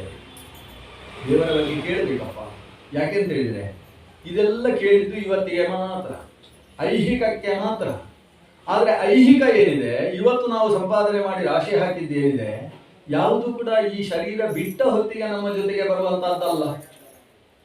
ಅಲ್ಲ, ಶರೀರ ಬಿಟ್ಟ ಮೇಲೆ ಬರಬೇಕು ಅಂತಿಲ್ಲ. ನಾವು ಶರೀರವನ್ನೇ ಶಾಶ್ವತವಾಗಿ ಇಟ್ಟುಕೊಳ್ತೇವೆ ಅಂದರೆ ನೀರ ಮೇಲನ ಗುಳ್ಳೆ ನಿಜವಲ್ಲ ಹರಿಯೇ. ನೀರ ಮೇಲಿನ ಗುಳ್ಳೆ ಈಗುಂಟು, ಮುಂದಿನ ಕ್ಷಣದಲ್ಲಿ ಇರ್ತದೆ ನಿಶ್ಚಯ ಇಲ್ಲ. ಪ್ರಮಾಣಂ ನೈವ ಜೀವಾನಾಂ ಉತ್ತರ ಕ್ಷಣ ಜೀವನೇ. ಮುಂದಿನ ಕ್ಷಣದಲ್ಲಿ ಇದು ಬದುಕಿರ್ತದೆ ಅನ್ನೋದಕ್ಕೆ ನಿಶ್ಚಯ ಇಲ್ಲಪ್ಪ. ಯಾಕಂದರೆ ಅನ್ನಮಯ, ಈ ದೇಹವು ಅನ್ನಮಯ. ಊಟ ಮಾಡದೆ ಹೋದರೆ ತೆಳ್ಳಗಾಗ್ತದೆ, ಊಟ ಜಾಸ್ತಿ ಮಾಡಿದಷ್ಟು ದಪ್ಪಗಾಗ್ತಾ ಹೋಗುತ್ತೆ. ಆದ್ದರಿಂದ ಅನ್ನದ ವಿಕಾರ ಇದು. ಯಾವ ಅನ್ನದಿಂದ ಶಗ ನಿಷ್ಪನ್ನವಾಗಿದೆಯೋ ಆ ಅನ್ನ ಇವತ್ತು ಬೆಳಗ್ಗೆ ಮಾಡಿದ್ದು ಸಾಯಂಕಾಲಕ್ಕೆ ಹಳಸುತ್ತೆ. ಹಳಸಬಾರದು ಅಂತ ಅದಕ್ಕೆ ಸ್ವಲ್ಪ ಅರಿಶಿಣದ ಪುಡಿ ಹಾಕಿ ಚಿತ್ರಾನ್ನ ಮಾಡಿಟ್ಟರು ಕೂಡ ವ್ಯಾಸರು ಹೇಳ್ತಾರೆ, ಯತ್ ಪ್ರಾತಃ ಸಂಸ್ಕೃತಂಚಾನ್ನಂ ಸಾಯಂ ತಚ್ಚ ವಿನಶ್ಯತಿ. ಪ್ರಾತಃ ಕಾಲದಲ್ಲಿ ಸಂಸ್ಕಾರ ಮಾಡಿಟ್ಟ ಅನ್ನವೂ ಕೂಡ ಸಾಯಂಕಾಲಕ್ಕೆ ನಾಶವಾಗುತ್ತೆ. ತದೀಯ ರಸ ಸಂಪುಷ್ಟೇ ಕಾಯೇ ಕಾನವ ನಿತ್ಯದ. ಆ ಅನ್ನರಸದಿಂದ ಸಂಪುಷ್ಟವಾದಂತಹ ಈ ಶರೀರ ಅದು ಹೇಗೆ ತಾನೇ ನಿತ್ಯವಾಗಿರುವುದಕ್ಕೆ ಸಾಧ್ಯ? ಹಾಗಾದರೆ ಶರೀರ ಅನಿತ್ಯವಾದದ್ದು, ಶರೀರಗತವಾದಂತಹ ಚೇತನ ನಿತ್ಯವಾದದ್ದು. ಅನಿತ್ಯವಾದ ಶರೀರದಿಂದ ನಿತ್ಯವಾದ ಚೇತನಕ್ಕೆ, ಚೇತನದ ಜೊತೆಗೆ ಸೇರತಕ್ಕಂತಹ ಪುಣ್ಯದ ಬುತ್ತಿಯನ್ನು ಕಟ್ಟಿಕೊಡಬೇಕು. ಅದನ್ನು ಕಟ್ಟುವುದಕ್ಕೋಸ್ಕರ ಈ ಅನಿತ್ಯವಾದ ಶರೀರ ಇದೆ. ಅನಿತ್ಯವಾದ ಶರೀರವನ್ನು ವ್ಯರ್ಥವಾಗಿ ಪೋಲು ಮಾಡಬಾರದು. ಉಪನಿಷತ್ತು ಹೇಳುತ್ತೆ, ಇಹ ಚೇತ್ ಅವೇದೀತ್ ಅಥ ಸತ್ಯಮಸ್ತಿ ನ ಚೇದಿಹ ಅವೇದೀತ್ ಮಹತೀತಿ ನಷ್ಟಿ. ಈ ಶರೀರದಲ್ಲಿ ನೀನೇನಾದರೂ ದೇವರ ಬಗ್ಗೆ ತಿಳಿಯುವುದಕ್ಕೆ ಪ್ರಯತ್ನಿಸಿದೆಯೋ, ಇಹ ಚೇತ್ ಅವೇದೀತ್ ಅಥ ಸತ್ಯಮಸ್ತಿ. ಶರೀರ ಬಿಟ್ಟ ಮೇಲೆ ನಿನಗೆ ಒಳ್ಳೆಯದು ಅನ್ನುವುದಿದೆ, ಒಳಿತಿದೆ. ನಚೇದಿಹ ಅವೇದೀತ್, ಈ ಶರೀರ ಸಿಕ್ಕಿದಾಗಲೂ ನೀನು ದೇವಿ ಪ್ರಜ್ಞೆಯನ್ನು ಬೆಳೆಸಿಕೊಳ್ಳಿಲ್ಲ ಅಂತಾದರೆ ಮಹತೀ ವಿನಷ್ಟಿ. ಈ ಶರೀರ ಮಂಗನ ಕೈಯಲ್ಲಿ ಕೊಟ್ಟ ಮಾಣಿಕ್ಯದ ಹಾಗೆ. ಮನುಷ್ಯ ಜನ್ಮ ದೊಡ್ಡದು, ಅದು ಹಾನಿ ಮಾಡಿಕೊಳ್ಳಲು ಬೇಡಿ ಹುಚ್ಚಪ್ಪಗೈದ ಅಂತ ದಾಸರು ಬೈತಾರೆ. ಮಾನವ ಜನ್ಮ ದೊಡ್ಡದು ಅಂತ ಹೇಳ್ತಾರಲ್ಲ, ಹಾಗೆ ಈ ಶರೀರದ ಮೂಲಕವಾಗಿ ನಾವು ಶ್ರೇಯಸ್ಸನ್ನು ಸಂಪಾದಿಸಬೇಕಪ್ಪ. ಈ ಶ್ರೇಯಸ್ಸು ಸಂಪಾದನೆ ಮಾಡುವುದಕ್ಕೋಸ್ಕರ ಏನು ಮಾಡಬೇಕು? ತಸ್ಮಾದ್ ಭಾರತ ಸರ್ವಾತ್ಮ ಭಗವಾನ್ ಹರಿರೀಶ್ವರ ಶ್ರೋತವ್ಯ ಕೀರ್ತಿತವ್ಯಶ್ಚ ಮಂತವ್ಯಶ್ಚೇಚ್ಛತಾ ಭಯಂ. ಭಗವಾನ್ ಹರಿಹಿ, ಭಗವಂತ ನಾರಾಯಣ, ಈಶ್ವರ, ಸರ್ವಕ್ಕೂ ಒಡೆಯ, ಈಶೇಷು ವರ. ಯಾರು ಲೋಕಕ್ಕೆ ಒಡೆಯರು ಅಂತಿದ್ದಾರೋ ಅವರನ್ನೆಲ್ಲ ನಿಯಂತ್ರಿಸತಕ್ಕಂತಹ ಭಗವಾನ್ ಹರಿ ಇದ್ದಾನಲ್ಲ, ಅವನ ಬಗ್ಗೆ ಕೇಳಬೇಕು, ದೇವರ ಬಗ್ಗೆ ಕೇಳಬೇಕು. ಯಾಕಂದರೆ ನಾನು ನೀನು ಅನ್ನುವುದೆಲ್ಲ ಅತ್ಯಂತ ಅಲ್ಪ. ಆ ಅಲ್ಪವಾದಂತಹ ಎಲ್ಲ ಚೇತನದಲ್ಲೂ ತುಂಬಿರುವ ಸರ್ವೋತ್ಕೃಷ್ಟವಾದ ಶಕ್ತಿಗೆ ಭಗವಂತ ಅಂತ ಹೆಸರು. ಅವನು ಈಶ್ವರ, ಅವನ ಬಗ್ಗೆ ಕೇಳಬೇಕು. ಹೇಳುವವರಿದ್ದಾಗ ಕೇಳುವುದು, ಹೇಳುವವರಿಲ್ಲದೆ ಹೋದಾಗ ನಾವು ಕೇಳಿದ್ದನ್ನು ಇನ್ನೊಬ್ಬರಿಗೆ ಹೇಳಬೇಕು. ಕೀರ್ತಿತವ್ಯಶ್ಚ, ದೇವರ ಬಗ್ಗೆ ಕೀರ್ತನೆ ಮಾಡಬೇಕು. ಅಲ್ಲ, ಕೇಳುವವರೆಲ್ಲ ಓಡಿ ಹೋದರೆ ಕೆಲವು ಸಲ ಹೇಳಿ ಶುರು ಮಾಡಿದುಕೊಳ್ಳಿ ಓಡಿ ಹೋಗ್ತಾರೆ. ಆದ್ದರಿಂದ ಹೇಳುವವ ಇಲ್ಲ, ಕೇಳುವವನೂ ಇಲ್ಲ ಅನ್ನುವ ಸ್ಥಿತಿ ಬಂದರೆ ಮಂತವ್ಯಶ್ಚ ಇಚ್ಛತಾ ಭಯಂ, ತಾನು ಮನನ ಮಾಡಬೇಕು. ಕೇಳಿದ್ದನ್ನು ಹಾಗೆ ತನಗೆ ತಾನೇ ಹೇಳಿಕೊಂಡು ಅಂತರ್ಮುಖಿಯಾಗಿ ಕೇಳಿದ ವಿಷಯದಲ್ಲಿ ಧ್ಯಾನಮುಖನಾಗಬೇಕು. ಯಾರು? ಇಚ್ಛತ ಅಭಯಂ. ಅಭಯವನ್ನು ಬಯಸತಕ್ಕಂತಹ ವ್ಯಕ್ತಿಯ ಇದು ವಿಧಾನ. ಅಭಯ ಅಂದರೆ ಮೋಕ್ಷ.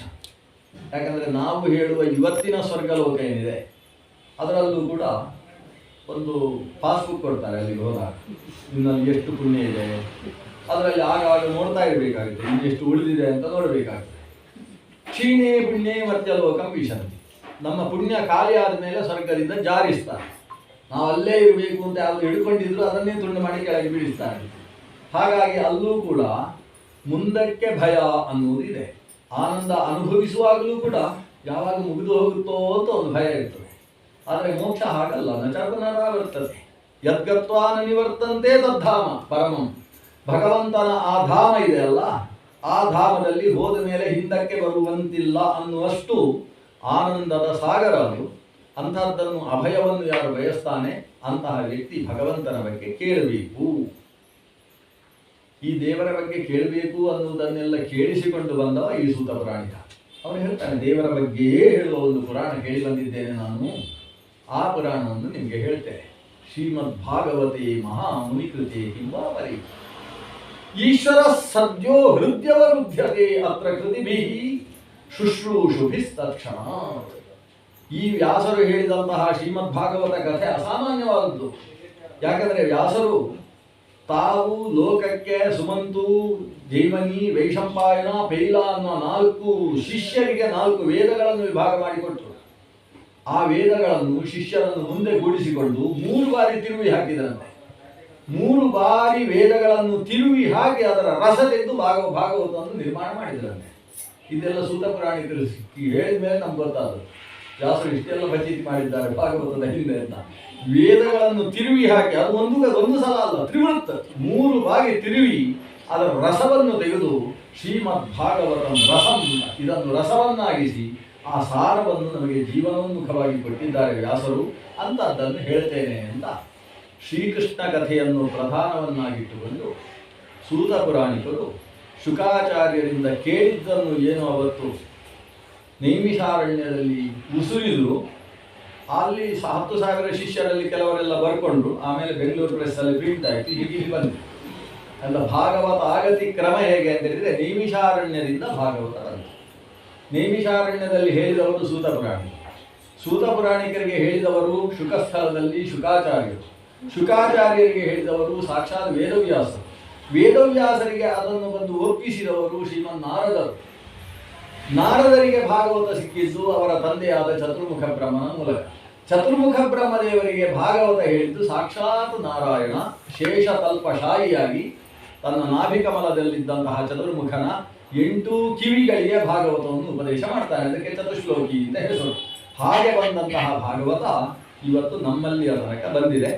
ಅದರ 1-2 ಬಿಂದುಗಳನ್ನು 7 ದಿವಸಗಳಲ್ಲಿ ತಮ್ಮ ಮುಂದೆ ಸೇತನ ಮಾಡುವಂತಹ ಕೆಲಸ ನನ್ನ. ಈಗ ಭಾಗವತದ ಒಳಗೆ ಪ್ರವೇಶ ಮಾಡುವ. ನಮ್ಮದು ಉಪನ್ಯಾಸದ ಚಿಂತನೆ ಹೇಗಿರ್ತದೆ ಅಂದರೆ, ಭಾಗವತದ ಜೊತೆಗೆ ಹರಿವಂಶ, ಹರಿವಂಶದ ಜೊತೆಗೆ ಭಾಗವತ. ಅದು ಯಾವುದು ಹರಿವಂಶ ಯಾವುದು ಭಾಗವತ ನಿಮ್ಗೆ ಗೊತ್ತಾಗಬಾರ್ದು. ಆ ರೀತಿಯಲ್ಲಿ ಅದನ್ನು ಸೇರಿಸಿ, ಯಾಕಂದರೆ ಹಗ್ಗ ಮಾಡುವಾಗ ಹಾಗೆ ಅಲ್ವಾ, ಯಜ್ಞೋಪವೀತ ಮಾಡಬೇಕಾದ್ರೆ ಒಂದು ತಂತು ಇನ್ನೊಂದು ತಂತು, ಆ ತಂತುಗಳು ಸೇರಿ ಒಂದು ಯಜ್ಞೋಪವೀತದ ಒಂದು ಎಳೆಯಲ್ಲಿ 9 ತಂತು ಇರ್ತದೆ. ಆದರೆ ನೋಡಲಿಕ್ಕೆ ಒಂದೇ ಹಗ್ಗ ಇರುವುದಿಲ್ವ? ಹಾಗೆ ಈ ಭಾಗವತಾದಿ ಪುರಾಣಗಳನ್ನು ಒಟ್ಟು ಸೇರಿಸಿಕೊಂಡು ಭಗವತ್ ಕಥೆಯನ್ನು ಶ್ರವಣ ಮಾಡತಕ್ಕಂಥ ಒಂದು ದೃಷ್ಟಿಕೋನ. ಯಾಕಂದರೆ 2 ದೃಷ್ಟಿ ಇದೆ ಇವತ್ತಿನ ಈ ಉಪನ್ಯಾಸದ ಹಿನ್ನೆಲೆಯಲ್ಲಿ. ಒಂದು ತಂತುಂ ತನ್ನರಜಾಸೋ ಅಂತ ಪ್ರಜಾತಂತುಂ ಅವ್ಯವಚ್ಛೇಸಿ ಹೇಳಿದ ಹಾಗೆ ಗೋತ್ರಾಭಿವೃದ್ಧಿಯ ಉದ್ದೇಶ. ಅದರ ಜೊತೆಗೆ ಆ ತಂತುವಿನ ಜೊತೆಗೆ ಹಿರಿಯರಿಗೂ ಕೂಡ ತಮಗೆ ಬೇಕಾದಂತಹ ಸಾಧನೆ ಲಭ್ಯವಾಗತಕ್ಕಂಥ ಉದ್ದೇಶ. ಈ 2 ಉದ್ದೇಶ ಇರುವುದರಿಂದ ಭಾಗವತ ಹರಿವಂಶ 2 ಜೋಡಿಸಿಕೊಂಡು ನಮ್ಮ ಕಥಾ ಚಿಂತನೆ ನಡೆಯಬೇಕು. ಭಾಗವತ ಎಲ್ಲಿಂದ ಶುರುವಾಯಿತು ಅಂದರೆ ಕೃಷ್ಣ ಕಥೆಯಲ್ಲಿ ಶುರುವಾಯಿತು. ಎಲ್ಲಿ ಮಧ್ಯದಲ್ಲಿ ಬೆಳೆಯಿತು ಅಂದರೆ ಕೃಷ್ಣ ಕಥೆಯಲ್ಲೇ ಬೆಳೆಯಿತು. ಎಲ್ಲಿಗೆ ಭಾಗವತ ಮುಗಿಯಿತು? ಮುಗಿಲಿಲ್ಲ. ಭಾಗವತ ಮುಗಿಯದ ಕಥೆ ಅನ್ನುವುದು ನಾವು ಭಾಗವತದ 12 ಓದಿದಾಗ ಅರ್ಥ ಆಗ್ತದೆ. ಅದು ಎಲ್ಲಿ ಮುಗಿಯಿತು? ಮುಗಿಲಿಲ್ಲ ಅಂತ ಹೇಳಬೇಕು. ಇಲ್ಲ, ಕೃಷ್ಣನ ಕಥೆಯಲ್ಲೇ ಮುಗಿಯಿತು ಹೇಳಲಿಕ್ಕೆ ಬರೋದಿಲ್ಲ ಅದು. ಯಾಕಂದರೆ ಕೃಷ್ಣ ಮುಗಿಯದೇ ಇರುವಷ್ಟು ಉದ್ಧವನಿಗೆ ಕೊಟ್ಟು ತನ್ನ ಒಂದು ಸ್ವರೂಪವನ್ನು ಆ ಭಾಗವತದಲ್ಲಿ ಇಟ್ಟು ಹೊರಟ. ಆದ್ರಿಂದ ಪುರಾಣಾರ್ಕ ಅಯಂ ಉದಿತ ಧರ್ಮಕ್ಕಂ ಶರಣಂ ಗತಃ ಅಂತ ಒಂದು ಪ್ರಶ್ನೆ. ಕೃಷ್ಣೇ ಸ್ವಧಾಮೋಪಗತಿ, ಭಗವಂತ ಕೃಷ್ಣ ತಾನು ಅವತಾರ ಸಮಾಪ್ತಿ ಮಾಡಿದ ಮೇಲೆ ಧರ್ಮ ಯಾರನ್ನು ಶರಣು ಹೊಂದಿತು? ಅದಕ್ಕೆ ಉತ್ತರ ಭಾಗವತವನ್ನು. ಅಂದರೆ ಕೃಷ್ಣನ ಮತ್ತೊಂದು ರೂಪವಾಗಿ ಶ್ರೀಮದ್ ಭಾಗವತ ಇವತ್ತು ನಮ್ಮ ಮುಂದೆ ಇದೆ. ಭಾಗವತ ಶುರುವಾಗುವುದು ಕೃಷ್ಣನ ಕಥೆಯಲ್ಲಿ. ಹೇಗೆ? ಎಲ್ಲರನ್ನೂ ರಕ್ಷಣೆ ಮಾಡುವವ ಕೃಷ್ಣ. ಕೃಷ್ಣನ ಮುಂದೆ ಅರ್ಜುನ ಇದ್ದಾನೆ, ಆದರೆ ಅರ್ಜುನನ ಮುಂದೆ ಕೃಷ್ಣ ಇದ್ದಾನೆ. ತುಂಬ ಕಷ್ಟ. ಕೃಷ್ಣನ ಮುಂದೆ ಅರ್ಜುನ, ಅರ್ಜುನನ ಮುಂದೆ ಕೃಷ್ಣ ಅಂತ ಇರುವುದು ಕೃಷ್ಣನಲ್ಲಿ ಮಾತ್ರ ಇದು ಸಾಧ್ಯ ಆಗೋದು. ಯಾಕಂದರೆ ನಮ್ಮ ಮುಂದೆ ನೀವಿದ್ರೆ, ನಿಮ್ಮ ಮುಂದೆ ನಾನಿದ್ದೇನೆ, ಸರಿಯಾಗಿದ್ದೇನೆ. ಯಾಕಂದರೆ ಮುಖಕ್ಕೆ ಮುಖ ಕೊಟ್ಟಿದ್ದೆ. ಆದರೆ ಅರ್ಜುನ ಕೃಷ್ಣ ಆಗಿರುವುದಲ್ಲ. ಅರ್ಜುನ ಯಾವ ಕಡೆಗೆ ಮುಖವೋ ಕೃಷ್ಣನೂ ಅದೇ ಕಡೆಗೆ ಮುಖ. ಯಾಕಂದರೆ ಕೃಷ್ಣ ಗಾಡಿ ಓಡಿಸುವ ಪಾರ್ಥ ಸಾರಥಿಯವ. ಅವ ಈ ಕಡೆ ಮುಖ ಮಾಡಿ ಆ ಕಡೆ ಗಾಡಿ ಓಡಿಸಿದರೆ ಗಾಡಿ ಚರಂಡಿಗೆ ಬಿದ್ದಿದೆ. ಆದರೆ ಕೃಷ್ಣನ ಮುಖ ಮತ್ತು ಅರ್ಜುನನ ಮುಖ ಎರಡೂ ಒಂದೇ ಕಡೆ. ಆದರೆ ವಿಶೇಷ ಏನು ಅಂದರೆ ಕೃಷ್ಣ ಅರ್ಜುನನ ನೋಡಿಕೊಂಡೇ ಗಾಡಿ ಓಡಿಸುವ. ಆದ್ದರಿಂದ ಅವನಿಗೆ ಸರ್ವತಶ್ಚಕ್ಷು ಅಂತ ಹೆಸರು. ಅವ ಅರ್ಜುನನನ್ನು ನೋಡಿಕೊಂಡೇ ಗಾಡಿ ಓಡಿಸುವುದು. ಯಾಕೆ ಅಂತ ಹೇಳಿದರೆ, ಈ ರಥಿಕ ಯಾವಾಗ ಹಿಂದಕ್ಕೆ ಹಾಗೆ ಹೋಗ್ತಾನೋ ಉತ್ತರ ಕುಮಾರನ ಹಾಗೆ ಅಂತ ಜಾಗ್ರತೆ ಮಾಡುವುದಕ್ಕೋಸ್ಕರ ಅರ್ಜುನನನ್ನು ರೆಪ್ಪೆ ಕಣ್ಣನ್ನು ಕಾಯುವ ಹಾಗೆ ಅರ್ಜುನನ ರಕ್ಷಣೆಗೆ ಮಮ ಪ್ರಾಣ ಹಿ ಪಾಂಡವ ಅಂತ ನಿಂತವ ಭಗವಂತ ಕೃಷ್ಣ. ಇವತ್ತು ರಥ ಓಡಿಸುವುದರಲ್ಲಿ ಒಂದು ವಿಶೇಷ ಇದೆ. ಯಾಕೆ ಅಂತ ಹೇಳಿದರೆ, ಅವತ್ತಿಗೆ ಕುರುಕ್ಷೇತ್ರದ ಯುದ್ಧ ಮುಗಿದಿದೆ. ಯುದ್ಧದಲ್ಲಿ ದುರ್ಯೋಧನನ ತೊಡೆಯೂ ಮುರಿದಾಗಿದೆ. ಇಷ್ಟಾದ ಮೇಲೆ ಪಾಂಡವರ 5 ಜನ ಮಕ್ಕಳ ತಲೆ ಕಡಿದು ಹೋಗಿದೆ. ಅದಕ್ಕೆ ಕಾರಣ ಚಿರಂಜೀವಿಗಳಲ್ಲಿ ಪ್ರಥಮ ಪ್ರಮುಖರಾಗಿರತಕ್ಕಂತಹ ಅಶ್ವತ್ಥಾಮ. ಅಶ್ವತ್ಥಾಮ ಬಲಿರ್ಯಾಸೋ ಹನುಮಾಶ್ಚ ವಿಭೀಷಣ ಅಂತ ಶುರು ಮಾಡ್ತೇವಲ್ವ. ಕೃಪ ಪರಶುರಾಮಶ್ಚ ಸಪ್ತೈತೆ ಚಿರಂಜೀವಿನಃ ಸಪ್ತೈತಾನ್ ಪ್ರಥಮಂ ನತ್ವಾ ಮಾರ್ಕಂಡೇಯಂ ಅಥಾಷ್ಟಮಂ ಜೀವೇದ್ ವರ್ಷಶತಂ ಸಾಗ್ರಂ ಅಪಮೃತ್ಯು ವಿವರ್ಜಿತಃ. ಮೊದಲು ಅಶ್ವತ್ಥಾಮರನ್ನು ಸ್ಮರಿಸ್ತೀವಿ. ಅಶ್ವತ್ಥಾಮರಿಗಿಂತ ಮೇಲಿನವರು ವ್ಯಾಸರಿದ್ದಾರೆ, ಪರಶುರಾಮರಿದ್ದಾರೆ, ಮಾರುತಿ ಹನುಮಂತರಿದ್ದಾನೆ. ಈ ಹರಿವಾಯುಗಳನ್ನು ನಂತರ ಸ್ಮರಿಸಬೇಕಂತೆ. ಮೊದಲು ಅಶ್ವತ್ಥಾಮನ್ನೇ ಸ್ಮರಿಸಬೇಕಂತೆ. ಕೊನೆಗೆ ಮಾರ್ಕಂಡೇಯರನ್ನು ಸ್ಮರಿಸಬೇಕಂತೆ. ಅವನಿಗೆ ಪೂರ್ಣ ಜೀವನ ಪ್ರಾಪ್ತಿಯಾಗ್ತದೆ. ಭಾಗವತ ಅಶ್ವತ್ಥಾಮರ ಕಥೆಯಲ್ಲಿ ಶುರು ಆಗ್ತದೆ, ಮಾರ್ಕಂಡೇಯರ ಕಥೆಯಲ್ಲಿ ಕೊನೆಯಾಗ್ತದೆ. ಆದರೆ ಈ ಅಶ್ವತ್ಥಾಮನನ್ನು ಸ್ಮರಿಸಿ ಮಾರ್ಕಂಡೇಯರ ಸ್ಮರಣೆಯ ತನಕದ ಕಥೆ ಇರುವುದೇ ಶ್ರೀಮದ್ ಭಾಗವತ. ಆದ್ದರಿಂದ ಇದು ಕೆಲವರಿಗೆ ಹೆದರಿಕೆ. ಭಾಗವತ 7 ದಿವಸ ಕೇಳಬೇಕು, 7ನೇ ದಿವಸದ ನಂತರ ಇರ್ತೇವೋ ಗ್ಯಾರಂಟಿ ಇಲ್ಲ. ಯಾಕೆಂತ ಹೇಳಿದ್ರೆ ಪರೀಕ್ಷಿತ 7 ದಿವಸ ಕೇಳಿ 7ನೇ ದಿವಸ ಹೋಗತ್ತೆ. ಆಯ್ತಾ? ಭಾಗವತ ಅದು ಪಿಬತ ಭಾಗವತಂ ರಸಂ ಆಲಯ ಅಂತ ಲಯ ಆಗುವಲ್ಲಿ ತನಕ ಕೇಳುವುದು. ಅದಕ್ಕೋಸ್ಕರ ಭಾಗವತ ಇರುವುದು ಅಂತ ಕೆಲವರ ಭಾವನೆ ಇದೆ. ಆದರೆ ಭಾಗವತ ಚಿರಜೀವಿತ್ವವನ್ನು ಕೊಡುವ ಗ್ರಂಥ ಅಂತ ಅದರ ವ್ಯಾಖ್ಯಾನಕಾರರಾದಂತಹ ವಿಜಯಧ್ವಜ ತೀರ್ಥರು ಬರೀತಾರೆ. ಚಿರಜೀವಿತ್ವ ಪ್ರದ. ಯಾಕಂದ್ರೆ ಚಿರಜೀವಿಗಳ ಕಥೆಯಲ್ಲೇ ಅದು ಆರಂಭ ಮತ್ತು ಅಂತ್ಯವನ್ನು ಕಂಡಿರತಕ್ಕಂತಹ ಗ್ರಂಥ. ನಮ್ಮ ಅಶ್ವತ್ಥಾಮಾಚಾರ್ಯರು ಒಂದು ವಿಚಿತ್ರವಾದ ಕೆಲಸ ಮಾಡಿದರಲ್ಲ.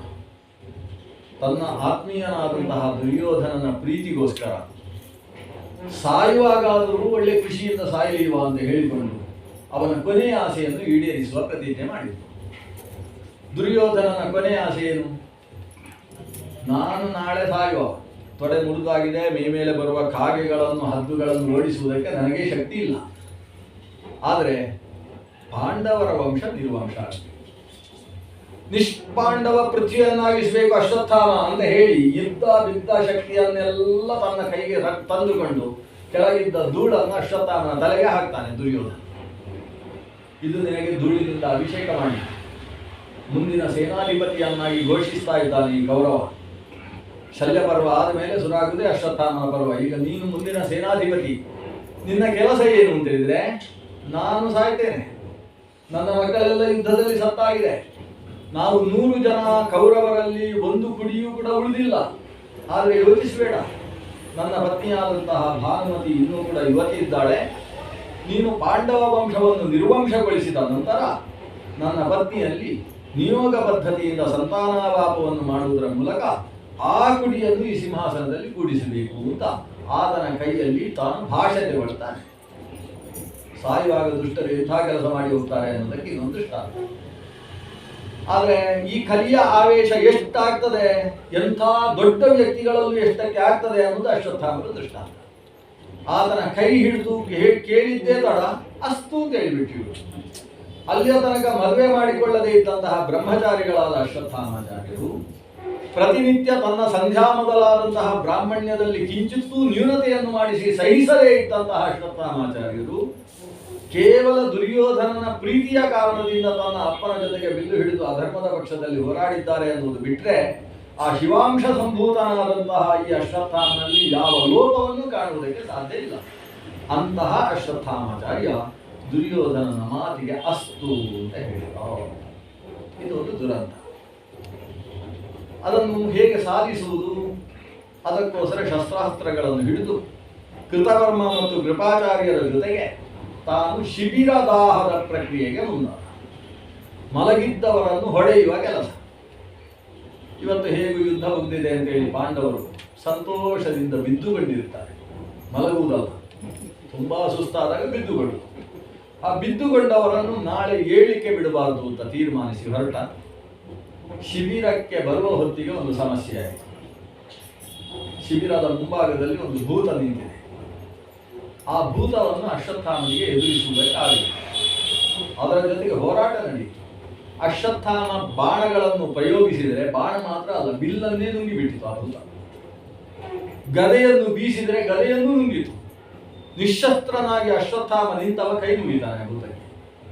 ನೀನು ಯಾರು ಅಂತ ಗೊತ್ತಿಲ್ಲ, ನನ್ನ ಶಕ್ತಿಯನ್ನು ಕೂಡ ಅಡುಗಿಸುವ ಅಸಾಧಾರಣ ಸಾಮರ್ಥ್ಯ ನಿನ್ನಲ್ಲಿದೆ ಅಂದರೆ ನಾನು ನಿನಗೆ ನಮಸ್ಕಾರ ಮಾಡಬೇಕು. ನಾನು ಭಗವದಾಜ್ಞೆಯಿಂದ ಶಿಬಿರದಲ್ಲಿದ್ದವರನ್ನು ಕೊಲ್ಲುವುದಕ್ಕೆ ಹೊರಟಿದ್ದೇನೆ, ನಿನ್ನ ಅನುಮತಿ ಬೇಕು ನನಗೆ ಅಂತ ಕೈ ಮುಗಿದು ಅಶ್ವತ್ಥಾಮ ಕೇಳಿದರೆ, ಈ ಭೂತ ತನ್ನನ್ನು ಶಿವಸ್ವರೂಪದಲ್ಲಿ ತೋರಿಸಿ ಭೂತಾಧಿನಾಥನಾದಂತಹ ಶಿವನ ಹಾಗೆ ತನ್ನನ್ನು ತೋರಿಸಿಕೊಳ್ಳುತ್ತದೆ. ಅಶ್ವತ್ಥಾಮ, ನೀನು ಅಂಶ ಸಂಜಾತ ತೆಗೋ ಅಂತ ತಾನು ನುಂಗಿದ್ದ ಅಸ್ತ್ರಗಳ ಜೊತೆಗೆ ಅವರಿಗೆ ಒಂದು ವಿಶಿಷ್ಟವಾದ ಖಡ್ಗವನ್ನು ಕೂಡ ದಯಪಾಲಿಸ್ತದೆ. ನಿನ್ನ ಇಚ್ಛೆ ಈಡೇರುತ್ತದೆ, ಹೋಗು ಅಂತ ಕಳಿಸ್ತದೆ. ಅಂತೂ ಸಂಹಾರಕರ್ತಾರನಾದಂತಹ ರುದ್ರದೇವನೇ ಈ ಪಾಂಡವರ ವಂಶವನ್ನು ಮುಗಿಸುವುದಕ್ಕೆ ಸಂಕಲ್ಪ ಮಾಡಿದ್ದಾನೆ ಅಂತ ಅರ್ಥ. ಈತ ಒಳಗೆ ಪ್ರವೇಶಿಸುವಾಗ ಕೃಪಾಚಾರ್ಯರಿಗೆ ಹೇಳಿದ, ಇಲ್ಲಿ ನಿಂತುಕೊಳ್ಳಿ, ಯಾವೊಬ್ಬ ವ್ಯಕ್ತಿಯೂ ಓಡಿ ಹೋಗದೇ ಇರುವ ಹಾಗೆ ನೋಡಿಕೊಳ್ಳಿ. ಶಿಬಿರ ದ್ವಾರದಲ್ಲಿ ಮತ್ತೊಂದು ದ್ವಾರದಲ್ಲಿ ಕೃತವರ್ಮ ಇವರು ನಿಂತುಕೊಂಡು ಅಶ್ವತ್ಥಾಮ ಒಳ ಪ್ರವೇಶ ಮಾಡಿ ಮೊತ್ತ ಮೊದಲು ದೃಷ್ಟದ್ಯುಮ್ನನೇ ಕಾಣಿಸಿಕೊಂಡ. ದೃಷ್ಟದ್ಯುಮ್ನನ ಕುತ್ತಿಗೆ ಕಾಲಿಟ್ಟು ಅದನ್ನು ಕಾಲಿನಲ್ಲೇ ಹಿಚುಕುವುದಕ್ಕೆ ಪ್ರಾರಂಭಿಸಿದ. ದೃಷ್ಟದ್ಯುಮ್ನ ಆ ಕಾಲನ್ನು ಹೀಗೆ ಹಿಡಿದು ಒತ್ತುತ್ತಾ ಹೇಳ್ತಾನೆ, ನೀನು ಅಶ್ವತ್ಥಾಮ ಅಲ್ವಾ ಅಂತ ಕತ್ತಲೆಯಲ್ಲಿ ಅವರಿಗೆ ಅಶ್ವತ್ಥಾಮಂದೇ ಹಿಡ್ತಾ ಇರ್ತಾನೆ ದೃಷ್ಟದ್ಯುಮ್ನನಿಗೆ. ಯಾವತ್ತು ದೃಷ್ಟದ್ಯುಮ್ನ ದ್ರೋಣಾಚಾರ್ಯರ ತಲೆ ಆ ರಥದಲ್ಲಿದ್ದ ಹಾಗೆ ಕತ್ತರಿಸಿದ್ನು, ಅವತ್ತಿನಿಂದ ಇವನಿಗೆ ರಾತ್ರಿ ನಿದ್ದೆ ಬೀಳಲೇ ಇಲ್ಲ. ದೃಷ್ಟದ್ಯುಮ್ನ ಕಣ್ಣು ಮುಚ್ಚಿದ್ರೆ ಸಾಕು ಅಶ್ವತ್ಥಾಮ ಬಂದು ಕುತ್ತಿಗೆ ಹಿಡಿದ ಹಾಗೆ ಅನುಭವ. ಅದನ್ನು ಆಚಾರ್ಯರು ವಿವರಣೆ ಮಾಡಿ ಹೇಳ್ತಾರೆ, ಇದು ಹರಿವಂಶದ ಕಥೆ ಅಂತ ಹೇಳ್ತಾರೆ. ತಾನು ಯಾವಾಗ ಈ ಕಾಲು ಹೀಗೆ ಒತ್ತುವುದಕ್ಕೆ ಶುರುವಾಯಿತು, ನೀನು ಅಶ್ವತ್ಥಾಮ ಅಲ್ವಾ ಅಂತ ಅರ್ಥ ಅಂತಾನೆ. ಇವ ಸ್ವಪ್ನದಲ್ಲೂ ನಾನು ಕಾಣಿಸ್ತಾ ಇದ್ದೇನಲ್ವ, ನಿನ್ನ ಅಪರಾಧಕ್ಕೆ ಇನ್ನೇನು ಶಿಕ್ಷೆ ಬೇಕು ಅಂತ ಕೇಳ್ತಾರೆ. ಈಗ ಸ್ವಪ್ನದಲ್ಲಿ ಕಾಣಿಸ್ತಾ ಇದ್ದ ಅಶ್ವತ್ಥಾಮ ನಿಜವಾಗಿ ತನ್ನ ಕಂಠದ ಮೇಲೆ ಕಾಲಿಟ್ಟಾಗ ಇವ ಆ ಕಾಲು ಹಿಡ್ಕೊಂಡು ಕೇಳ್ತಾನೆ, ಓ ವಿಪ್ರೋತ್ತಮನೇ, ಒಂದೇ ಒಂದು ಅವಕಾಶ ಕೊಡು, ನಿನ್ನ ಕೈಯಲ್ಲಿ ಸಾಯುವುದಕ್ಕೆ ನಾನು ಇದ್ದೇನೆ ಅನ್ನುವುದು ನನ್ನ ಸ್ವಪ್ನದಲ್ಲಿ ಸ್ಪಷ್ಟವಾಗಿದೆ. ಆದರೆ ನಾನೊಬ್ಬ ಕ್ಷತ್ರಿಯ, ಸಾಯುವಾಗ ಕೈಯಲ್ಲಿ ಶಸ್ತ್ರ ಹಿಡಿದು ಸಾಯಬೇಕು, ಆವಾಗ ವೀರ ಸ್ವರ್ಗ ಸಿಗ್ತದೆ. ಅದಕ್ಕೊಂದು ಅವಕಾಶ ಮಾಡಿಕೊಡು, ಪಕ್ಕದಲ್ಲೇ ಇದೆ ನನ್ನ ಕತ್ತಿ, ಒಂದು ಹಿಡ್ಕೊಳ್ತೇನೆ, ಆಮೇಲೆ ಕತ್ತರಿಸು ಅಂತ. ಅಶ್ವತ್ಥಾಮ ಹೇಳ್ತಾನೆ, ನೀನು ಹಾಗೆ ಸಾಯಬಾರ್ದು, ನೀನು ಸತ್ತು ಪ್ರೇತವಾಗುವುದಕ್ಕೋಸ್ಕರವೇ ಸಾಯಬೇಕು ಅಂತ ಹೇಳ್ತಾನೆ. ನಿನಗೆ ವೀರ ಸ್ವರ್ಗ ಸಿಗಬಾರದು, ಯಾಕಂದ್ರೆ ನನ್ನ ತಂದೆ ಅಶ್ವತ್ಥಾಮ ಹತ ಅಂತ ನನ್ನ ಮೇಲಿನ ಆ ಪ್ರೀತಿಯಿಂದಾಗಿ ನಾನು ಈ ಪ್ರಪಂಚದಲ್ಲಿ ಇಲ್ವಲ್ಲ ಅಂತ ಯೋಚನೆ ಮಾಡಿಕೊಂಡು ತನ್ನನ್ನು ತಾನು ತನ್ನ ಉತ್ಕ್ರಮಣ ಸ್ಥಿತಿಯಲ್ಲಿದ್ದಾಗ ನೀನು ಹೋಗಿ ಆ ತಂದೆಯ ತಲೆ ತೆಗೆದಿಯಲ್ಲ. ಅಂಥ ದೌಷ್ಟ್ಯವನ್ನು ತೋರಿದಂತಹ ನಿನಗೆ ಒಳ್ಳೆಯ ಮರಣ ಆಗಬಾರದು ಅಂತ ಹೇಳಿ ಕಾಲಲ್ಲಿ ಹಿಚುಕಿದರೆ ಅವ ಸಾಯಲಿಲ್ಲ. ಅಗ್ನಿಯವತಾರ ಭೂತನಾದಂತಹ ದೃಷ್ಟದ್ಯುಮ್ನ ಸಾಯದೇ ಇದ್ದದ್ದನ್ನು ನೋಡಿ ಅಲ್ಲೇ ಇದ್ದ ಬಿಲ್ಲು ಎತ್ತಿಕೊಳ್ತಾನೆ, ಅದರ ಹಗ್ಗ ಹಾಕಿ ಆ ಕಡೆ ಈ ಕಡೆ ಮಥನ ಮಾಡ್ತಾನೆ. ಅಷ್ಟಾದರೂ ಕೂಡ ಅವ ಸಾಯುವುದಿಲ್ಲ. ಕೊನೆಗೆ ತಾನು ಕಣ್ಣು ಮುಚ್ಚಿಕೊಂಡು ಈ ಶ್ರೀಕೃಷ್ಣನನ್ನು ಕುರಿತು ಮಾಡುವ ಈ ಯಜ್ಞದಲ್ಲಿ ಇದೊಂದು ಪಶು ಅಂತ ಭಾವನೆ ಮಾಡಿಕೊಳ್ತಾನೆ, ಆಗ ಸಾಯ್ತಾನೆ. ದುಷ್ಟದ್ಯುಮ್ನ ಅಶ್ವತ್ಥಾಮನ ಕೈಯಲ್ಲಿ ಸತ್ತು ಹೋದ. ಅಂದರೆ ಯಜ್ಞದ ಪಶು ಅಂತ ಭಾವನೆ ಮಾಡಿಕೊಂಡಾಗ ಮರಣ ಆಯಿತು. ಅಷ್ಟು ಆ ಶಿಬಿರಕ್ಕೆ ಭಗವಂತ ಕೃಷ್ಣನ ರಕ್ಷಣೆ ಇತ್ತು. ಆಮೇಲೆ ಇದ್ದವರನ್ನೆಲ್ಲ ಕತ್ತರಿಸ್ತಾ ಹೋದ. ಕೊನೆಗೆ ದ್ರೌಪದಿಯರು 5 ಜನ ಶತಾನೀಕ ಮೊದಲಾದವರು ಅವರ ತಲೆಯನ್ನು ಕತ್ತರಿಸಿದ. 5 ತಲೆಯ ಜುಟ್ಟನ್ನು ಒಂದು ಕೈಯಲ್ಲಿ ಹಿಡ್ಕೊಂಡು ಸಂತುಷ್ಟನಾಗಿ ಹೊರಗೆ ಬಂದು ಬೆಂಕಿ ಹಚ್ಚಿದ. ಒಂದು ಉಳಿದವರೆಲ್ಲ ಇದರಲ್ಲಿ ಬೆಂಕಿಯಲ್ಲಿ ಸತ್ತು ಹೋಗಲಿಲ್ಲ. ಒಂದು ಉಳಿಲಿಲ್ಲ. ಒಬ್ಬ ಮಾತ್ರ ಓಡಿ ಹೋಗಿ ಕೌರವರ ಶಿಬಿರದಲ್ಲಿದ್ದ ಪಂಚಪಾಂಡವರಿಗೆ, ಶ್ರೀಕೃಷ್ಣನಿಗೆ, ದ್ರೌಪದಿ ದೇವಿಗೆ ವಿಷಯವನ್ನು ಒಬ್ಬ ಓಡಿ ಹೋಗಿ ತಿಳಿಸ್ತಾನೆ. ಅವನು ಹೇಗೆ ತಪ್ಪಿಸಿಕೊಂಡದ್ದು ಅದಕ್ಕೆ ನಾವು ಇಲ್ಲಿ ಬರಬೇಕು. ಹೇಗೆ ತಪ್ಪಿಸಿಕೊಂಡ ಅಂದರೆ ಅವ ಓಡಿ ಹೋಗ್ತಾ ಇದ್ದ.